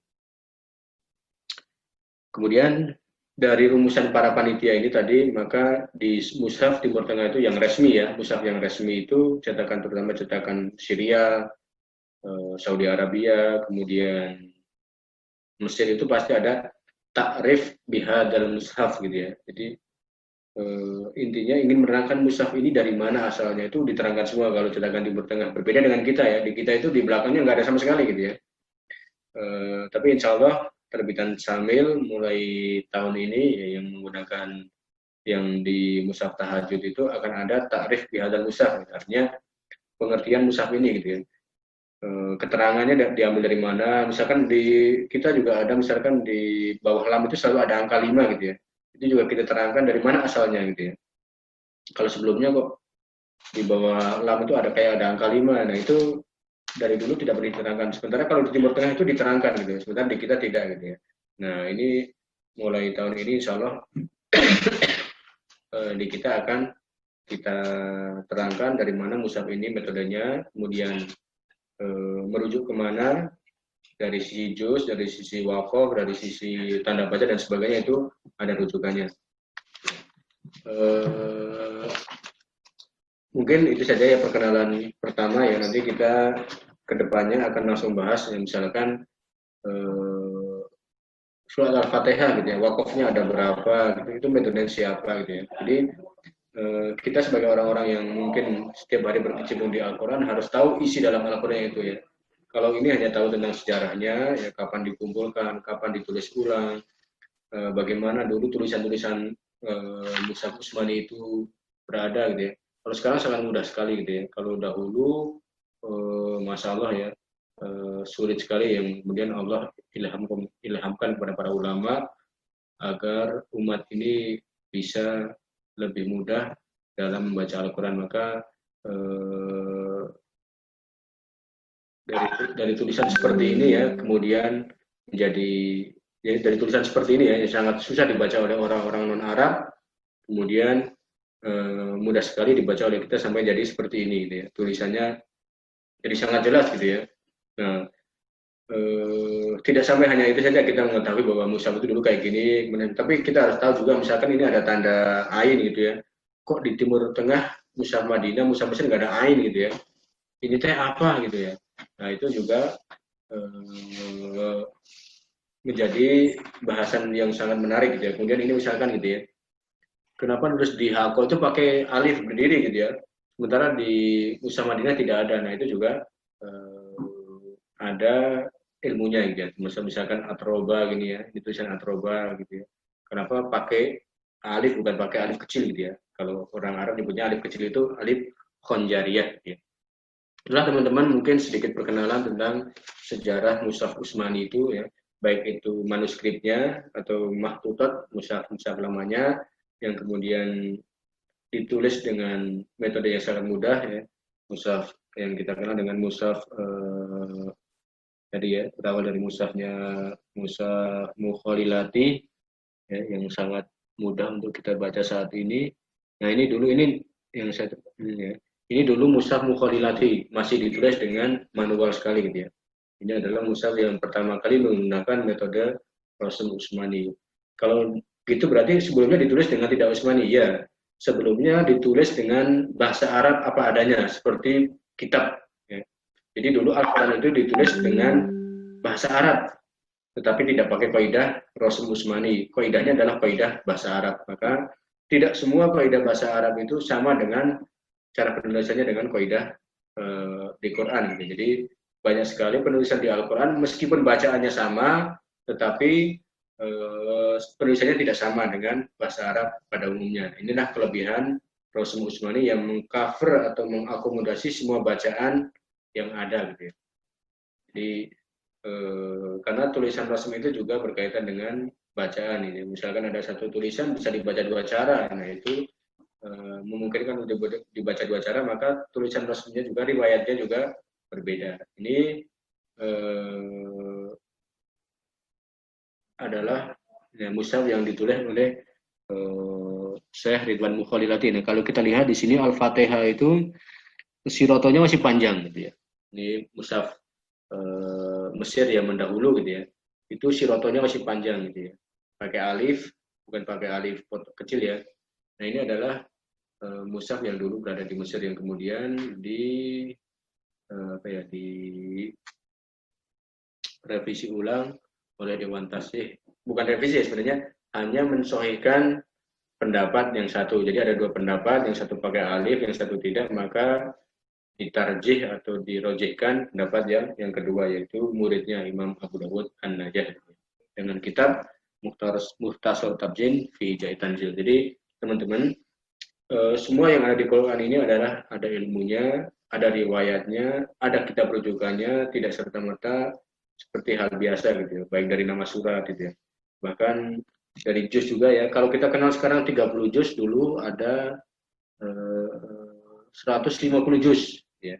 Kalau kita baca di kitabnya Imam Abu Amr Ad-Dani di Al-Bayan fi Adi Ayil Quran itu, bahwa dulu juz itu mulai dari 150, 300, kemudian 150, kemudian 60 juz, kemudian jadi 30 juz gitu ya. Nah, cuma mutaakhirin banyak yang menggunakan 30 juz. Tapi kalau Libya, daerah Libya sana daerahnya almarhum Muammar Gaddafi sana ya. Jadi Qurannya itu 60 juz dengan istilah hizb. Jadi kalau di kita 30 juz ada, hizb juga ada. Tapi kalau di daerah Maghrib sana atau daerah wilayah Maroko, Quran itu rata-rata 60 juz. Isinya sama dengan kita, hanya cara baginya saja gitu. Maka Yaman di Andalusia sana, di daerah Bani Umayyah itu, kekuasaan Bani Umayyah itu, Quran itu rata-rata 300 juz, 150 juz, 60 juz, dan 30 juz. Isinya sama dari Al-Fatihah sampai Anas gitu. Cuma cara pembagian juznya yang berbeda. Jadi juz ini juga ijtihadi dari para ulama, artinya tidak baku gitu ya. Kalaupun sekarang orang mau buat Quran 60 juz ya mangga saja kalau keilmuannya sudah mumpuni, tapi pasti akan kontroversi. Tapi secara penulisan ulama itu dulu sudah ada ya, dari 300 juz, kemudian 150 juz, 60 juz, kemudian 30 juz itu ada. Itu dari sisi pembagian juz. Kemudian dari sisi hizb juga banyak sekali. Mudah-mudahan pada kesempatan lain teman-teman juga terus menambah pengetahuan ya. Mungkin tadi ya di blog saya udah saya tuliskan semua sebenarnya apa yang saya terangkan ini, tapi mungkin ada yang belum pernah baca gitu ya. Jadi bisa dibuka di blog Sakofah Quraniyah gitu ya. Itu memang saya tulis untuk mengakomodasi semua pertanyaan baik dari teman Sales atau dari teman-teman yang Al-Qur'annya berbeda dengan Al-Qur'an Madinah gitu ya. Jadi kalau ada yang tanya, wah Quran Indonesia tidak Utsmani, oh tidak gitu ya. Maka silakan saja, kalau asal ilmiah kemudian ada rujukan dari para ulama, maka bisa ditanyakan. Jadi insya Allah Quran Indonesia itu, standar Indonesia adalah standar Utsmani dengan metode yang berbeda daripada mushaf Madinah. Jadi teman-teman juga harus dapat pengetahuan itu, karena sekarang sering banyak gitu kalau ditanya jual Qurannya Utsmani atau tidak gitu ya. Ini menjadi pertanyaan yang sebenarnya dalam tanda kutip bagi para thalabul ilmi pertanyaan yang salah gitu ya. Jadi sebenarnya kalau bagi thalabul ilmi itu pertanyaan ini sebenarnya begini, saya mau Quran seperti Madinah gitu ya, atau mau Quran standar Indonesia. Standar Indonesia ini sebenarnya cuma karena memang banyak dipakai di Indonesia, akhirnya mengatakan standar Indonesia. Jadi Quran-Quran seperti kita itu banyak dipakai di daerah Pakistan, kemudian India, Bangladesh, sebagian Bahrain, sebagian Uni Emirat Arab, kemudian daerah yang Kankan, Samarkand, kemudian daerah Turki juga model seperti kita banyak, ya. Kemudian di daerah Afghanistan juga model Quran seperti kita banyak. Jadi yang pakai seperti kita itu bukan hanya Indonesia, gitu ya. Karena memang jika metodenya sama, mungkin Qurannya akan sama. Nah, Timur Tengah itu kebanyakan metodenya sama karena pakai metode Imam Abu Dawud An-Najah, maka Qurannya juga sama. Sementara kita di luar Arab karena metodenya pakai Imam Abu Amr Ad-Dani dan Imam Syatibi, ya maka otomatis Qurannya juga sama. Makanya kalau kita ke daerah Saudi Arabia, ke Masjid Nabawi atau Masjidil Haram, ada Quran-Quran yang bisa kita baca sesuai dengan Quran kita, seperti Quran cetakan Pakistan gitu ya. Jadi kenapa Quran Pakistan itu berada di sana? Karena dulu dicetak besar-besaran pada zaman Raja Ziaul Haq gitu ya. Kemudian ditasih ulang oleh Mujammak Malik Fahad. Jadi Qurannya juga Rasul Usmani. Jadi hilangkan dari sekarang teman-teman bahwa Quran standar Indonesia tidak Usmani. Ya. Biasanya teman-teman yang bilang gitu karena belum dapat pengetahuan. Insya Allah Quran kita standar Usmani gitu ya. Baik Madinah atau Quran kita itu semuanya standar Usmani, hanya metodenya yang berbeda. Mungkin ini saja yang bisa saya sampaikan. Kalau ada pertanyaan atau apa, ya nanti untuk lebih detailnya nanti akan ada pembahasan masalah juz, masalah ruku, masalah hizab, masalah tanda bacaan, ya sukun, titik gitu ya. Itu nanti akan kita pelajari semua gitu. Kalau kita sering beredar gitu ya, ada kasus-kasus broadcast gitu ya. Wah ini Qurannya Quran palsu, beda apa itu namanya? Quran, contohnya Quran cetakan Libya gitu. Cetak Quran Libya itu Quran itu aneh gitu ya, bukan aneh sih, memang metodenya yang berbeda dari kita gitu ya. Di Quran Libya itu kalau huruf fa itu titiknya di bawah. Jadi kalau kita titiknya di atas, maka Libya itu Qurannya titiknya di bawah gitu ya. Atau huruf Qaf titiknya 2, tapi kalau di Libya itu titiknya hanya 1 gitu ya. Atau lagi huruf nun ya, huruf nun itu titiknya tidak ada gitu. Kalau ba titiknya di tengah gitu ya. Nah ini juga salah satu perbedaan cara nulis huruf Arab yang berada di. Nah ini contohnya Quran Libya gitu ya. Ini tapi masih normal kali ya ini. Ada satu lagi yang riwayat Imam Qolun gitu ya. Ini ditulis memang sangat berbeda. Jadi kalau misalkan fa itu titiknya di bawah gitu ya. Kemudian ba itu titiknya di tengah, kalau nun titiknya tidak ada. Nah, ini pengetahuan buat kita. Jadi kadang kita keburu nge-share gitu ya, Quran palsu dan sebagainya, padahal secara riwayat itu dari para ulama ada ya.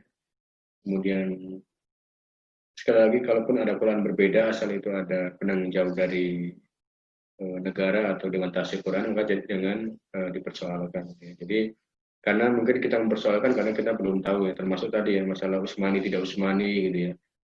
Itu problem yang dari dulu terus berlanjut di Indonesia ini, antara yang pesantren ini saya pengen beli Quran yang Usmani gitu ya, seperti Madinah gitu. Ada yang beli Quran oh ini tidak Usmani dan sebagainya. Nah, ini sekali lagi pengetahuan buat kita, nanti kedepannya kita terus belajar terus tentang isi Al-Quran ini ya, selain dari qiraahnya, dari tafsirnya, kita juga belajar dari sisi apa yang ada di dalamnya ya. Jadi dari sisi fathah, sukun, tasdid itu dari mana itu ada asal usulnya semua ya. Ya seperti ini, kasroh seperti ini, domah seperti itu, ada asal usulnya, tidak hanya sekedar orang Arab nulis kayak gitu, enggak gitu ya. Tapi ada ilmunya gitu ya. Kenapa itu terjadi perbedaan? Karena ilmunya yang berbeda. Dan lagi teman-teman kalau mau nambah pengetahuan bisa diakses di atau dibuka di blog saya gitu ya.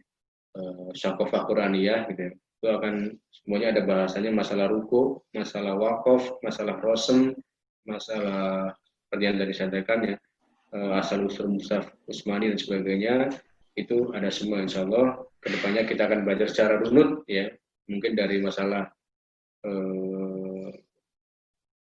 bisa tanda ruku gitu, tanda ruku itu dari mana, asalnya dari mana, jumlahnya berapa, itu bisa kita urutkan sesuai dengan jadwal yang nanti telah diagendakan oleh Syamil gitu ya, Syamil Pusat gitu ya. Mudah-mudahan ini menambah pengetahuan bagi teman-teman yang selama ini berkecimpung jualan. Kalau ada pertanyaan tidak usah ragu-ragu untuk nanya, kalau tidak tahu bisa nanya balik ke Syamil Pusat gitu ya. Atau kalau teman-teman sudah dapat penjelasan bisa menjelaskan, oh ini gini, oh ini gini, oh ini gini gitu. Jadi insya Allah semakin kita banyak pengetahuan tentang Al-Qur'anan kita selain dari tafsir, tajwid atau qiraah, kita juga tahu dari sisi perbedaan pendapat para ulama dari sisi nulis, dari sisi aksesoris dan sebagainya ya. Itu sangat bermanfaat buat kita. Kalau selama ini orang tahunya ya Quran ya gitu ya. Tapi ternyata tidak gitu juga gitu. Maksudnya ada metodenya gitu ya. Antara yang nulis fa di atas, titiknya ada yang fa di bawah, itu juga ternyata ada metodenya gitu ya. Antara yang nulis Siroto pakai alif dan tidak itu juga ada metodenya. Ada yang maliki, ada yang panjang, ada yang pendek, itu juga ada metodenya gitu ya. Mudah-mudahan ini menjadi wasilah buat kita untuk terus meningkatkan pengetahuan kita berkaitan dengan mushaf cetak ya. Belum lagi nanti dari sisi tajwid gitu ya. Sekarang itu Quran tajwid itu banyak sekali ya. Di Timur Tengah, di Malaysia, di Indonesia, di mana-mana itu berbeda warna, itu berbeda bacaan gitu ya. Nah itu juga kita nanti pelajari dari mana asal usul Quran tajwid itu berada, gitu. Kapan dimulainya gitu. Oh ternyata yang mendahulu gitu. Itu juga sudah ada. Mudah-mudahan sekali lagi memberikan manfaat buat teman-teman semua yang mendalami Quran ya. Sekali lagi bagi para ustadz atau ustazah yang pengen menambah pengetahuan Quran bisa dibaca-baca di blog saya Syakofah Quraniyah ya. Di blog itu insya Allah beberapa kejanggalan yang selama ini ditanyakan sudah saya jelaskan ya. Jadi teman-teman bisa merujuk ke sana ataupun kalau tidak ya bisa kalau suatu saat ada pertanyaan bisa kirim pertanyaan ke Sambil Pusat. Insya Allah kami dari Dewan Redaksi atau penanggung jawab di tim konten akan memberikan penjelasan sesuai dengan pertanyaannya. Sekian, saya akhiri. Assalamualaikum warahmatullahi wabarakatuh. Waalaikumsalam warahmatullahi wabarakatuh. Baik, Masya Allah ya. Ini materi yang sangat-sangat luar biasa nih dari Ustaz Mahmudin Tarodi. Yang mungkin kita juga baru ada yang tahu nih atau baru ngeh ya. Ternyata oh begini sejarahnya. Oh ternyata sampai ke Indonesia itu begini. Dan mungkin barangkali kita juga baru tahu nih. Ternyata penulis pertama ya sesuai dengan Mushaf Rasul Utsmani bahwa dari Al-Mufawwilati ya ternyata ya, luar biasa sih Al-Mufawwilati.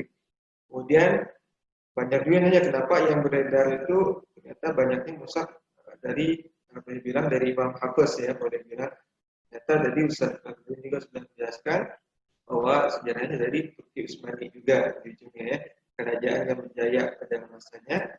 Ternyata penyebarannya yang mengikuti dari mushaf dari Imam Hafiz ya. Kemudian sehingga sampailah Mushaf Utsmani yang sering disebut itu dengan tentunya dengan Rasul Utsmani biasanya sampai kepada ditasrif kembali ya oleh Dewan Lajnah yang ada di Mesir. Dan tadi juga sudah dijelaskan oleh Ustaz Farudin, mungkin banyak ya dulu juga sempat kejadian saya memang benar ya kejadian saya juga merasakan ya gimana banyak broadcast yang nge-share gitu, belajar Quran palsu gitu ya. Ternyata pas dicek, ternyata jadi riwayatnya untuk qiraah Imam Qaulun dan Waros ya, ternyata luar biasa. Ternyata untuk qiraah. Apalagi sekarang sudah ada Ustaz ternyata ya dari Indonesia juga sudah ada yang mencetak mushaf sesuai dengan bacaan 7 imam Ustaz ternyata. Teman-teman saya dari MTQ itu udah banyak yang ngepost rupanya. Ternyata lomba MTQ saja udah gampang. Pakai mushaf yang 7 qiraat udah ada, luar biasa ya. Baik Ustaz, ini ada pertanyaan masuk boleh saja kita sampaikan saja. Ya. Yang pertama nih Ustaz ada dari Ustaz Muhtarudin. Muhtarudin nih dari jauh nih ya Ustaz Muhtarudin masih di Lembang ya, luar biasa. Baik. Ustaz Muhtarudin nih atau disapa Ustaz Muhtar bertanya, saya pernah diskusi tentang Mushaf Indonesia dengan Syekh Muhammad tentang perbedaan mushaf Indonesia dan negara-negara Syam. Nah, yang paling mencolok adalah di penulisan alif dan hamzah. Mohon informasinya, apakah hujahnya di Indonesia seperti itu? Metode yang berbedanya dalam hal apa Ustaz? Apakah ijtihad saja atau bagaimana? Syukran. Enggak Ustaz. Halo? Kedengaran? Masuk Ustaz. Belum. Kedengaran? Masuk. Saya dengar suara Ustaz. Halo? Ya. Jadi kalau kita mau merujuk itu ada pembahasan di Saudi Arabia. Beliau bernama Dr. Safaat Robani. Dr. Safaat Robani itu pertama orang yang membedah tentang metode Al-Quran yang ditulis yang berbeda dari Mushaf Madinah. Memang yang paling mencolok itu adalah masalah isbat atau penetapan dan hadaf atau membuang, ya, penetapan alif dan membuang alif. Ya. Jadi kalau Dr. Safaat Robani itu mengarang sebuah buku yang berjudul Mushaf Matba'ah Taj di Rosah Naqdiyah Muqaronah. Gitu ya. Jadi mushaf yang dicetak di Pakistan dan India, kemudian daerah Asia Tenggara, antara kritik dan perbandingan. Artinya beliau hanya ingin menyampaikan bahwa beliau adalah Dr. Safaat Robani ini mengarang sebuah buku yang berjudul Metodologi Penulisan Mushaf selain Mushaf Madinah, gitu, yang beliau seminarkan di tahun 2014 di Nadwah Quran di Saudi Arabia yang mengadakan Mujama' Malik Fahad.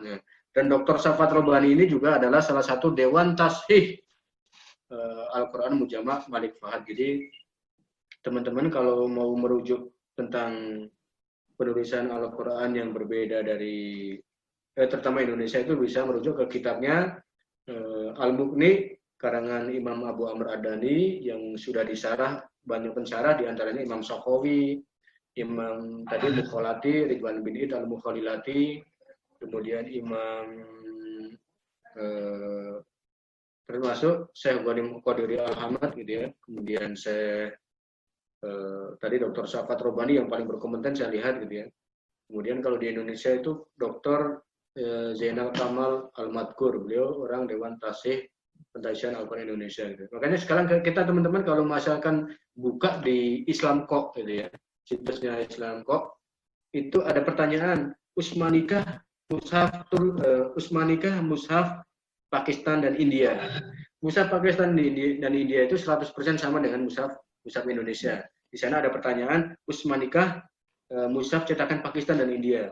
Nah, sana ada jawabannya Usmani gitu ya. Jadi hal yang paling mencolok antara mushaf kita dengan mushaf Madinah itu adalah tentang isbat dan hadaf alif ya. Penetapan dan pembuangan alif ya. Kalau di karangan Dr. Ahmad Syukri itu saya belum menghitung sendiri ya, tapi baru menghitung sampai Al-Baqarah itu sudah saya hitung gitu. Kalau menurut Dr. Ahmad Syukri itu 341 titik yang berbeda dari mushaf Madinah gitu ya. Dan beliau sodorkan metodenya dari mana gitu ya. Itu rujukan tentang nulis alif itu, misalkan tadi kata sirot itu ya. Saya coba buka di blog saya coba ya. Itu memang perbedaannya sangat panjang sekali gitu ya.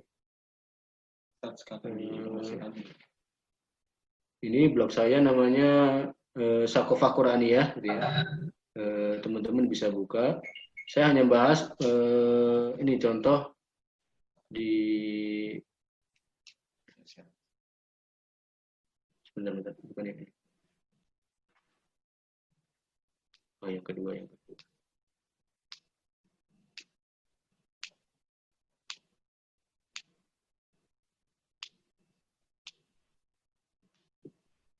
Sebagai contoh saja biar teman-teman tahu gitu ya.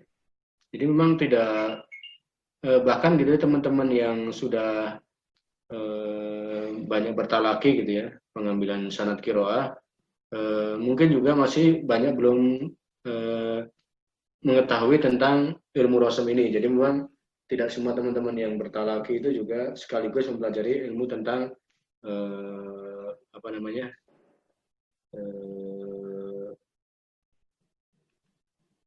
tentang rasam gitu ya. Bentar ya di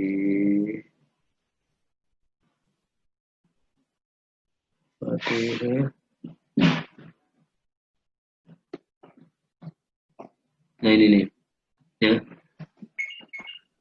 Contoh paling mencolok itu adalah di yang kita coba di ya. Nah ini ya, teman-teman mungkin yang Salah satunya contohnya gini ya. Nah ini isbat dan hadaf dalam surat Al-Fatihah tadi ya. Perbedaan mencolok antara Quran kita dengan Madinah itu adalah tentang penetapan alif ya. Kalau di Quran kita Siroto itu pakai alif panjang gitu ya. Kalau di Madinah itu namanya alif khonjariyah. Khonjariyah itu sebenarnya dari lak-lakan di dalam ini ya, khonjari kecil gitu ya. Jadi untuk mengistilahkan saja gitu ya. Nah, kalimat Siroto ini dalam Al-Quran berjumlah 40 titik yang tersebar di Quran, baik entah itu ma'rifat atau nakiroh gitu ya. Ini perbedaan masalah isbat dan hadaf alif gitu ya. Ini saya tulis gitu ya. Perbedaannya, kenapa berbeda cara nulisnya antara Quran Indonesia dengan Quran Timur Tengah. Ini rujukannya bukan dari Indonesia ya, rujukannya dari Timur Tengah ini. Imam Abu Dawud dalam kitabnya ini menyesuaikan kata-kata sirot yang menggunakan huruf alif kecil atau membuang huruf alif gitu ya. Sementara Imam Abu Amr Adani, ya guru beliau, ini adalah guru dan murid punya metode yang berbeda gitu ya. Seperti Imam Syafi'i dengan Imam Ahmad gitu ya. Fikihnya berbeda, tapi satu guru satu ilmu gitu ya. Tapi ketika beristimbat berbeda. Nah ini pun demikian. Imam Abu Dawud An-Najah dengan Imam Abu Amr Adani ini adalah guru dan murid. Beliau dua orang ini di daerah Addaniyah. Addaniyah itu di daerah Andalusia, Spanyol gitu ya. Nah, dua orang ini cara nulis Siroto itu berbeda sesuai riwayat yang sampai kepada mereka gitu ya. Jadi bukan karena keinginan mereka nulisnya begini enggak, tapi ada riwayatnya yang sampai kepada mereka berbeda gitu ya. Jadi kalau kita baca dalam kitabnya itu an, kemudian cara nulis ini an siapa, saya dengar cara nulis dan saya melihat dan saya dengar cara menulis Siroto itu seperti ini gitu ya. Itu sampai diterangkan detail sekali gitu ya. Makanya di sini dijelaskan perbedaan pendapat para ulama mengenai huruf Siroto gitu ya. Ada yang mensohhikan kata Siroto dibuang alifnya, ada yang menetapkan alifnya. Ini salah satu contoh gitu ya. Banyak sekali contoh absorihim ya, rohmatun ada yang pakai ta marbuto, ada ta maftuhah gitu ya.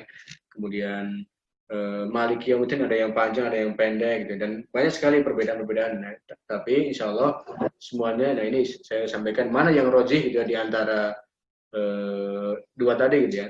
Imam Khoros menyadarkan kepada pendapat Imam Abu Dawud tentang cara penulisan Siroto ini ke dalam dua cara, isbat dan hadaf, dengan tidak merojihkan salah satunya. Artinya kedua cara ini diperbolehkan menurut ulama Rasul Quran gitu ya, ulama ahli dalam penulisan huruf Al-Quran gitu ya. Sementara Imam Abu Qadim dalam memilih hadaf gitu ya, atau membuang alif ya. Imam Ad-Dani mendiamkannya sehingga dipahami dengan kediamannya adalah menetapkan adanya alif ini gitu ya, mengikuti wazan fi'alun gitu ya. Nah ini kemudian tadi yang disampaikan, demikian juga keterangan Imam Al-Mukhalilati yang tadi ya menulis Quran dengan Rosem Usmani yang pertama itu dinisbatkan kepada Imam Abu Amr Ad-Dani dengan mengisbat alif gitu ya. Jadi sekali lagi ini memang ada dua perbedaan pendapat, tapi dua-duanya bersumber dari riwayat para ulama. Kita tidak usah ragu, tidak usah bimbang. Sebagaimana fikih itu juga seperti itu, ada perbedaan pendapat dalam mazhab Syafi'i dengan mazhab Imam Ahmad pun demikian. Jadi kalau dalam ilmu rasmi itu ada mazhab Masyrik. Mazhab Masyrik itu maksudnya mazhab Rosem Masyrik itu mazhabnya Rosem Timur Tengah, ya, termasuk Mesir dan Sudan. Ada mazhab Maghrib yang mengikuti, contohnya kita itu kalau dalam Rasul Quran itu mushafnya mengikuti mazhab Maghrib gitu ya. Jadi Quran yang ada di kita itu mengikuti mazhab Maghrib gitu ya. Jadi makanya kita agak berbeda dengan mushaf Madinah. Insya Allah sekalipun berbeda bukan berarti salah gitu ya. Tetapi memang metode yang diambil kita itu berbeda dengan metode Madinah. Jadi mushaf Utsmani itu tidak harus Madinah gitu ya. Mushaf Utsmani itu tidak harus dari Suriah, mushaf Utsmani itu tidak harus dari Mesir. Tapi mushaf yang kita pegang sekarang juga insya Allah, saya sebagai orang-orang yang sering membaca karangan-karangan tentang Rosem, bahwa itu semua ada rujukannya. Bisa dibaca, paling populer itu karangan Dr. Safaat Robani. Beliau adalah salah satu Dewan Tashih Mujama' Malik Fahad gitu ya. Padahal beliau mushafnya yang ditashih adalah mushaf Madinah, tetapi menjadi peneliti Quran-Quran di luar mushaf Madinah. Ini artinya memang ada metodologinya. Sekali lagi, kalau teman-teman yang ingin pengetahuannya bertambah lagi, bisa dibaca di kitabnya Al-Mughni ya. Kalau terjemahannya memang belum ada gitu ya. Di Indonesia jarang sekali yang menerjemahkan. Kalau yang mensarah ada. Gus Baha itu pernah mensarah gitu ya. Gus Baha itu pernah mensarah salah satu kitabnya Al-Muqni gitu ya. Itu disarah oleh Gus Baha gitu ya. Atau diperjelas dalam saya baca hanya covernya, tapi tidak tahu apakah kitabnya dicetak atau tidak. Hanya di beberapa postingan itu Gus Baha pernah membahas masalah Al-Muqni ini gitu ya. Menjaga keutuhan Al-Quran gitu kalau nggak salah. Tapi terjemahan secara ini belum ada. Tapi kalau sarah-sarah dari para ulama di Timur Tengah itu sudah banyak sekali ya. Bahkan cuma beberapa lembar disarah jadi berjilid-jilid gitu ya. Nah itu teman-teman kalau mau baca itu di kitabnya atau yang mungkin paling banyak kesamaan dengan kita itu adalah sarahnya dari Nasrul Marjan namanya. Nasrul Marjan karangan orang India namanya itu Al-Ghawth Al-Arkati gitu. Itu memang membahas metodologi penulisan Al-Quran yang mengarah kepada Quran yang kita ini gitu ya. Tapi sekali lagi kalau untuk modern itu Dr. Safat Robani, Dr. Ghanim Qadiri Al-Hamad ya, kemudian Dr. Al-Kumairi ya, beliau punya tentang Rasul 45 jilid ya. Jadi teman-teman para ustadz-ustadzah atau bisa diikuti di Facebooknya Dr. Zainal Kamal Madkur itu, beliau orang pakar Rosem Indonesia ya, orang Petasian, bisa diikuti di Facebooknya. Atau bukunya juga beliau sudah terbit tentang Rosem Usmani ya, untuk menunjukkan bahwa mushaf yang di Indonesia itu juga standar Usmani, itu bisa dibaca di sana. Ya, mungkin itu saja. Sekali lagi bisa dirujuk di kitab atau bukunya Dr. Safat Robani, kemudian Dr. Zainal Madkur Arifin gitu ya, orang Najnah Tasih, kemudian Dr. Ghanim Qadiri Al-Hamad, kemudian Dr. Al-Humairi gitu ya. Dr. Syahri, Dr. Ahmad Syukri, itu orang-orang di Pakistan gitu ya.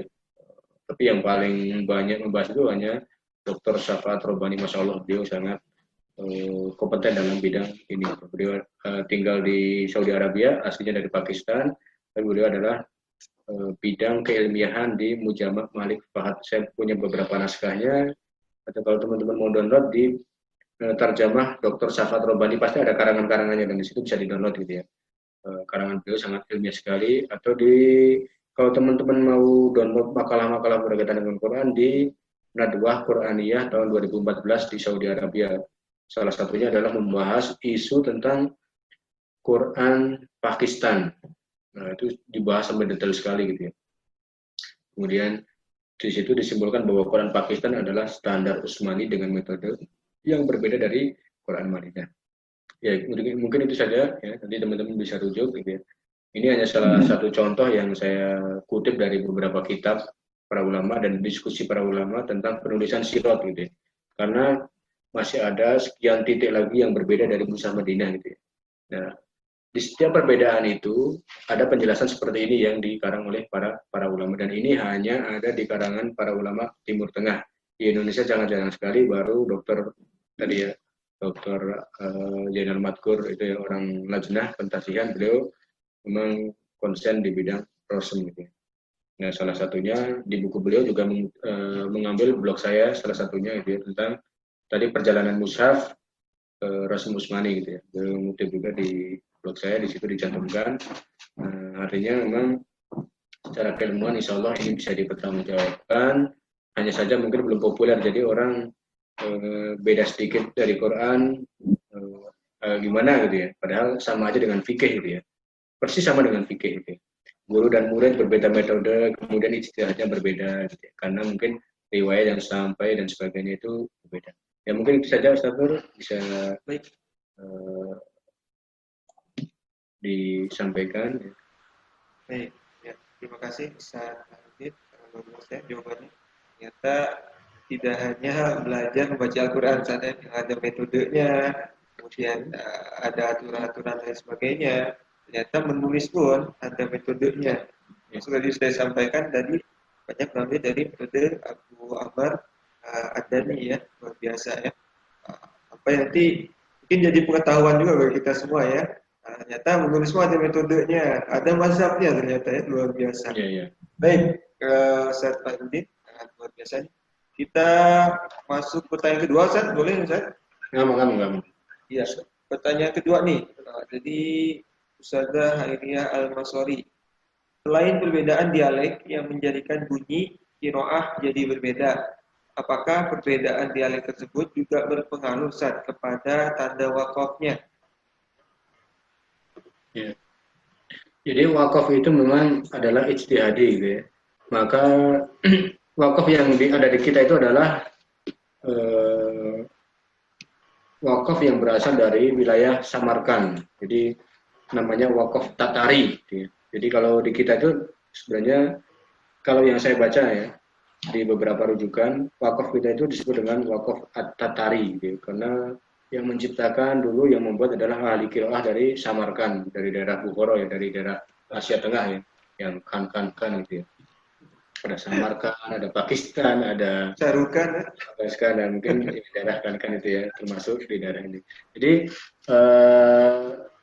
kalau yang saya pelajari lebih detail itu ya, saya hanya menyamakan di kasus lafal jalalah gitu ya. Itu sama persis dengan kitabnya Waqaf menurut Imam At-Tatari gitu ya. Jadi sama persis gitu ya dengan apa yang ada di kita.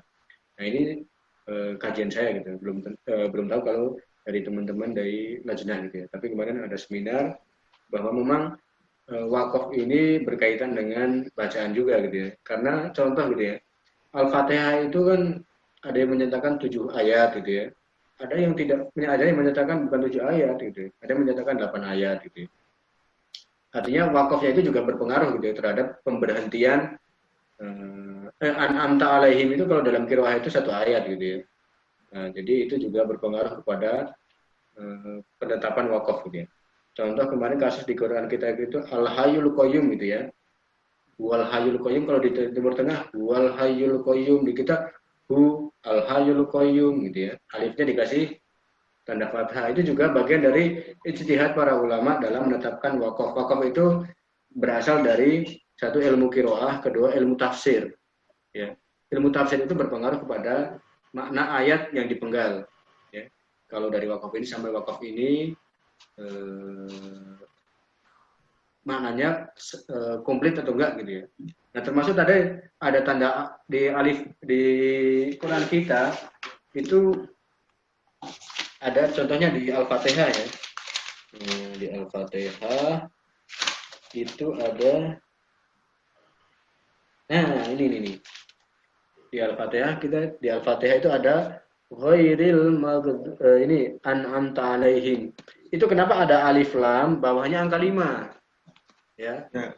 Itu juga bagian dari qiraah gitu ya. Salah satunya pengaruh qiraah karena angka 5 di sana itu menurut ulama Kufiyun dan Andalusiyun itu adalah 1 ayat sampai an'amta alaihim itu. Makanya dikasih tanda lam dan angka 5 yang berarti itu adalah bagi qiraah tertentu itu adalah 1 ayat tersendiri. Ya. Nah, itu qiraah itu juga berpengaruh pada penetapan waqaf atau penetapan wakaf dan ibtida'nya. Jadi kita bandingkan lagi dengan Timur Tengah gitu ya. Juga banyak perbedaan pendapat. Timur Tengah rata-rata mengambil dari selain dari tafsir, ahli tafsir juga dari ahli qiraat. Tapi paling banyak itu wakaf ahli qiraat gitu ya. Yang dipakai paling banyak itu adalah wakaf ahli qiraat. Ya, jadi ahli qiraat itu banyak sekali wakafnya karena ya, kalau misalkan ahli qiraat baca walad dhalin sama alif lam itu jadi satu paket gitu ya dalam qiraah tertentu gitu ya. Pernah dengar walad dhalin alif lam mim gitu. Baru berhenti gitu ya. Nah, itu juga bagian dari qiraah yang berpengaruh kepada wakaf gitu ya. Artinya wakaf itu juga dipengaruhi dari sisi bacaan para ulama qurra gitu ya. Dan juga kalau di Timur Tengah dijelaskan di sana merujuk kepada ahli-ahli tafsir gitu. Jadi kalau kita punya Quran Timur Tengah di belakangnya itu wakafnya itu diambil dari kitab rujukan para ulama tafsir gitu ya.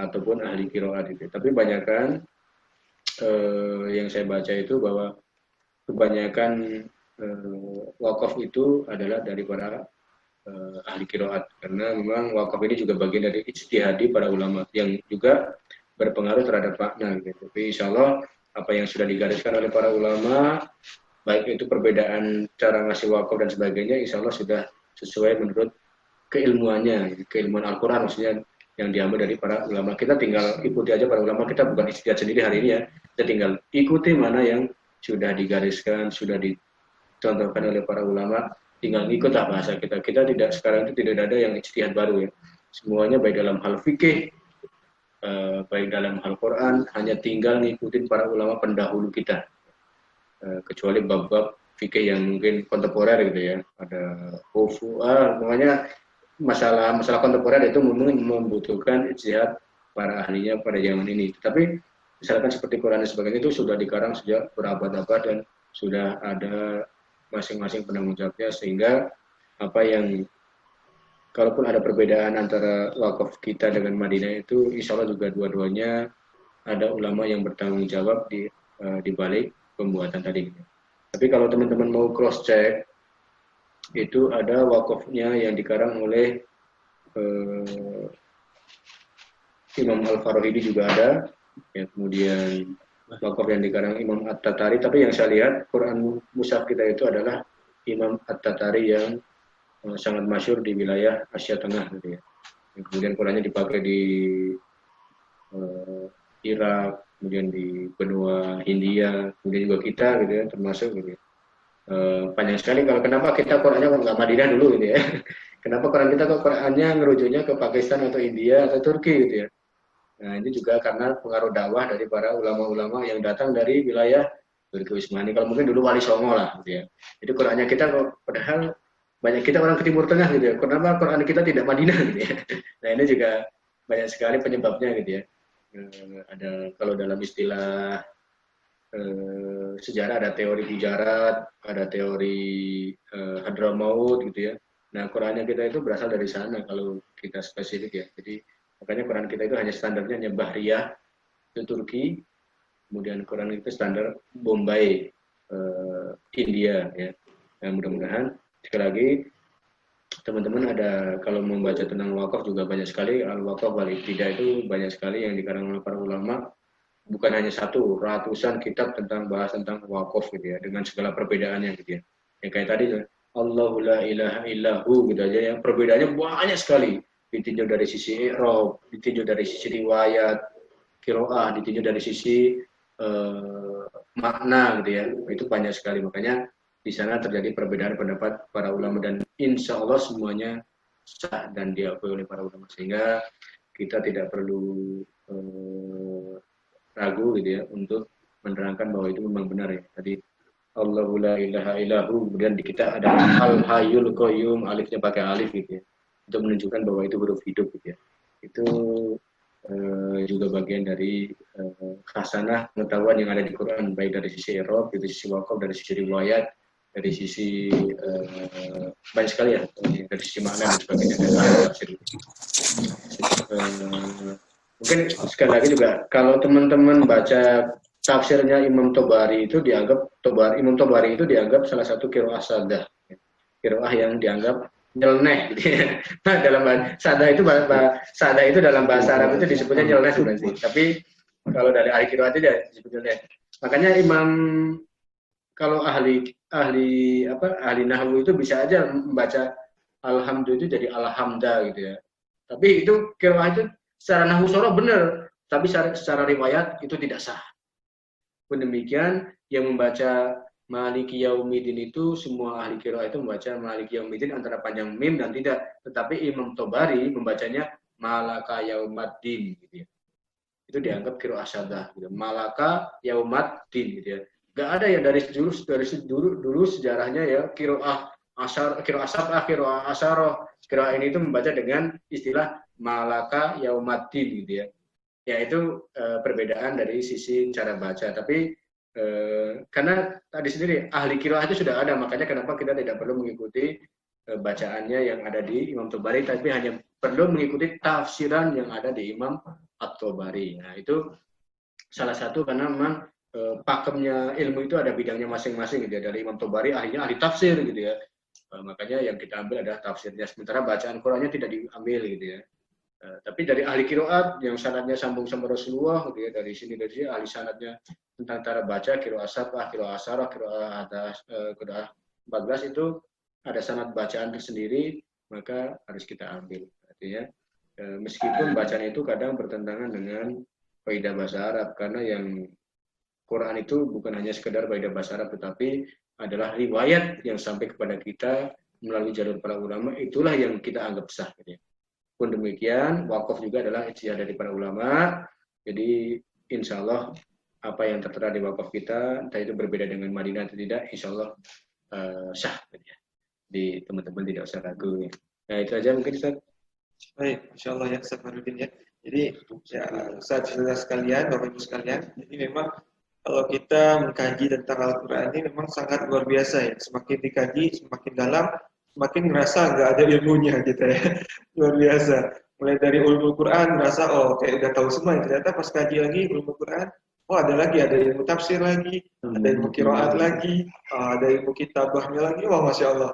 Ternyata banyak sekali ya. Dari qiraah saja sudah begitu banyak ya, ribuan misalnya yang melahirkan banyak ahli qiraah yang memang kita ikut sekarang Syatibi ya justru ya.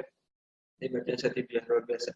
Baik, Ustaz Farudin mungkin dua dulu ya Ustaz untuk hari ini pertanyaannya, karena memang ada bagian cabang kita dan juga RS kita yang sudah masuk waktu sholat zuhur.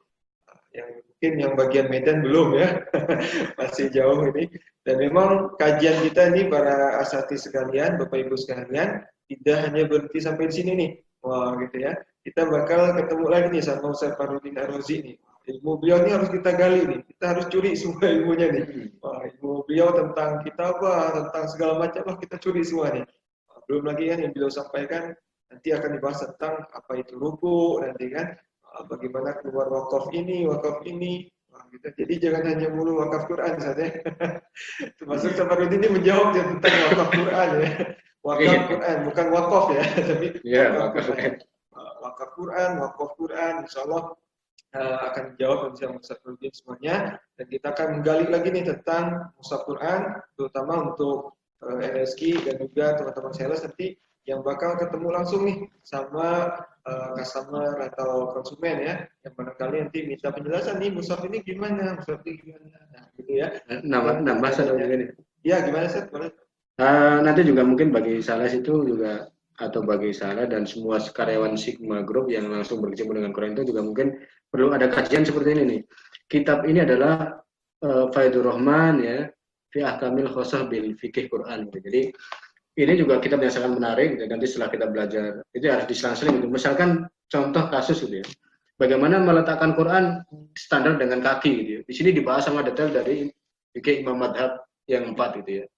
Itu juga ada nanti sisi lain dari sisi fikih misalkan dibahas di luar apa itu juga ada kajiannya, misalkan bagaimana nyetak Quran dengan barang yang najis gitu ya, bagaimana nyetak Quran dengan non muslim gitu ya, itu di sini ada kajiannya gitu ya. Di kitab ini tebal lumayan tebal gitu ya, dikarang oleh Dr. Ahmad Salim Mulham gitu ya. Ini kitabnya sangat menarik tentang hanya fikih saja gitu. Misalkan kita contohnya nyium Quran gini-gini, bagaimana hukumnya itu diterangkan sangat detail di sini ya. Kemudian ada Quran jatuh, kemudian dicium gitu ya. Ini juga ada keterangannya di sini. Gitu. Jadi insya Allah ilmu Quran itu tidak, ini dari sisi teknis saja sebenarnya, bukan masuk ke dalamnya gitu. Hanya misalkan ada orang bawa Quran, kalau jatuh sampai jatuh kemudian dicium-cium, itu juga ada fikihnya ternyata. Gitu. Bukan hanya sekedar adat gitu ya. Kemudian meletakkan Quran di bawah kaki, itu ulama seperti apa memandangnya gitu ya, dan sebagainya. Pokoknya insya Allah banyak kajian yang mungkin harus dikaji oleh teman-teman yang langsung berkecimpung dengan Quran, biar tadi ya kita bukan hanya sekedar menjual, tapi juga dapat ilmunya baik dari sisi teknis atau memang pengetahuan yang ada di dalam. Kita aja mungkin satu. Baik, insya Allah ya, Ustaz-Ustaz sekalian, ini kita ya Ustaz-Ustaz sebagai mitra, kita juga sebagai karyawan, mungkin boleh saya bilang ya, salah satu penerbit Quran yang modelnya seperti ini sambil Quran ya, luar biasa ya. Yang tidak hanya mengajarkan berjualan, mengadakan kegiatan, tapi menjelaskan langsung ini Quran tuh begini-gini sejarahnya. Dan mungkin boleh saya bilang ini selamat datang di Pondok Pesantren Syamil Quran. Ya. Langsung ya, kiainya dari Ustaz Farudin langsung nih. Ajengannya, Masya Allah. Baik, Ustaz-Ustaz sekalian, kita sudah masuk pada sesi akhir acara, akhir acara. Dan di pertemuan selanjutnya, ini bukan jadi yang terakhir, tapi ini awalan untuk kita semua membuka wawasan kita bahwa belajar Quran itu memang penting buat kita ya. Selain untuk diri kita, kita juga bisa menjelaskan kepada orang yang tidak tahu, mungkin keluarga, saudara, dan lain sebagainya. Dan mudah-mudahan awalan ini menjadi awalan yang baik untuk kita semua, semakin memotivasi kita, memberi kita semangat untuk senantiasa dekat dengan Al-Quran dan semakin dalam mempelajari ilmu Al-Quran yang sangat-sangat luar biasa. Saya juga sangat takjub sekali. Banyak sekali ilmu yang harus diri saya sendiri pribadi mempelajarinya. Saya juga terus bertanya pada Ustaz Farudin, ya, selaku guru saya juga seperti luar biasa. Banyak pertanyaan saya tidak bisa jawab, saya ajukan ke beliau, dia langsung menjawab dari saya. Yang mudah-mudahan nanti Ustaz juga bisa demikian. Nah, ini kita mendapat guru baru yang luar biasa, kiai baru juga bagi kita semua. Baik, Ustaz sekalian, inilah yang dapat kami sampaikan pada kajian yang pertama ini. Mudah-mudahan kajian ini bisa memberi manfaat untuk Ustaz sekalian. Dan sekali lagi kalau ada yang bertanya, blog Ustaz Farudin yang mana nih? Nah, blognya namanya Sakofah Qur'aniyah. Tulisannya biasa ya, SAQAFAH, Sakofah biasa. Nanti kalau nanya, saya nggak ketemu. Nah, lihat dari brosket yang sudah saya share, ya, yang sudah saya share kemarin untuk kegiatan ini, saya sudah masukin tuh blognya ini. Nah, saya tinggal klik, oh iya benar ada blognya, tinggal klik aja. Nah, itu lebih gampang ya. Baik, saya Muhammad Nur Hidayat selaku pembawa acara. Mohon maaf yang sebesar-besarnya jika ada kata-kata yang salah maupun hilaf, dan saya juga berterima kasih pada Ustaz Farudin selaku pengisi materi yang telah berkenan meluangkan waktu dan juga memberikan ilmunya sangat luar biasa yang sangat bermanfaat untuk kita semua. Kita akhiri pertemuan kali ini dengan sama-sama membaca istighfar, hamdalah, dan doa untuk majelis. Astagfirullahaladzim, alhamdulillahirabbil alamin. Subhanakallahumma wa bihamdik, asyhadu an la ilaha illa anta, astaghfiruka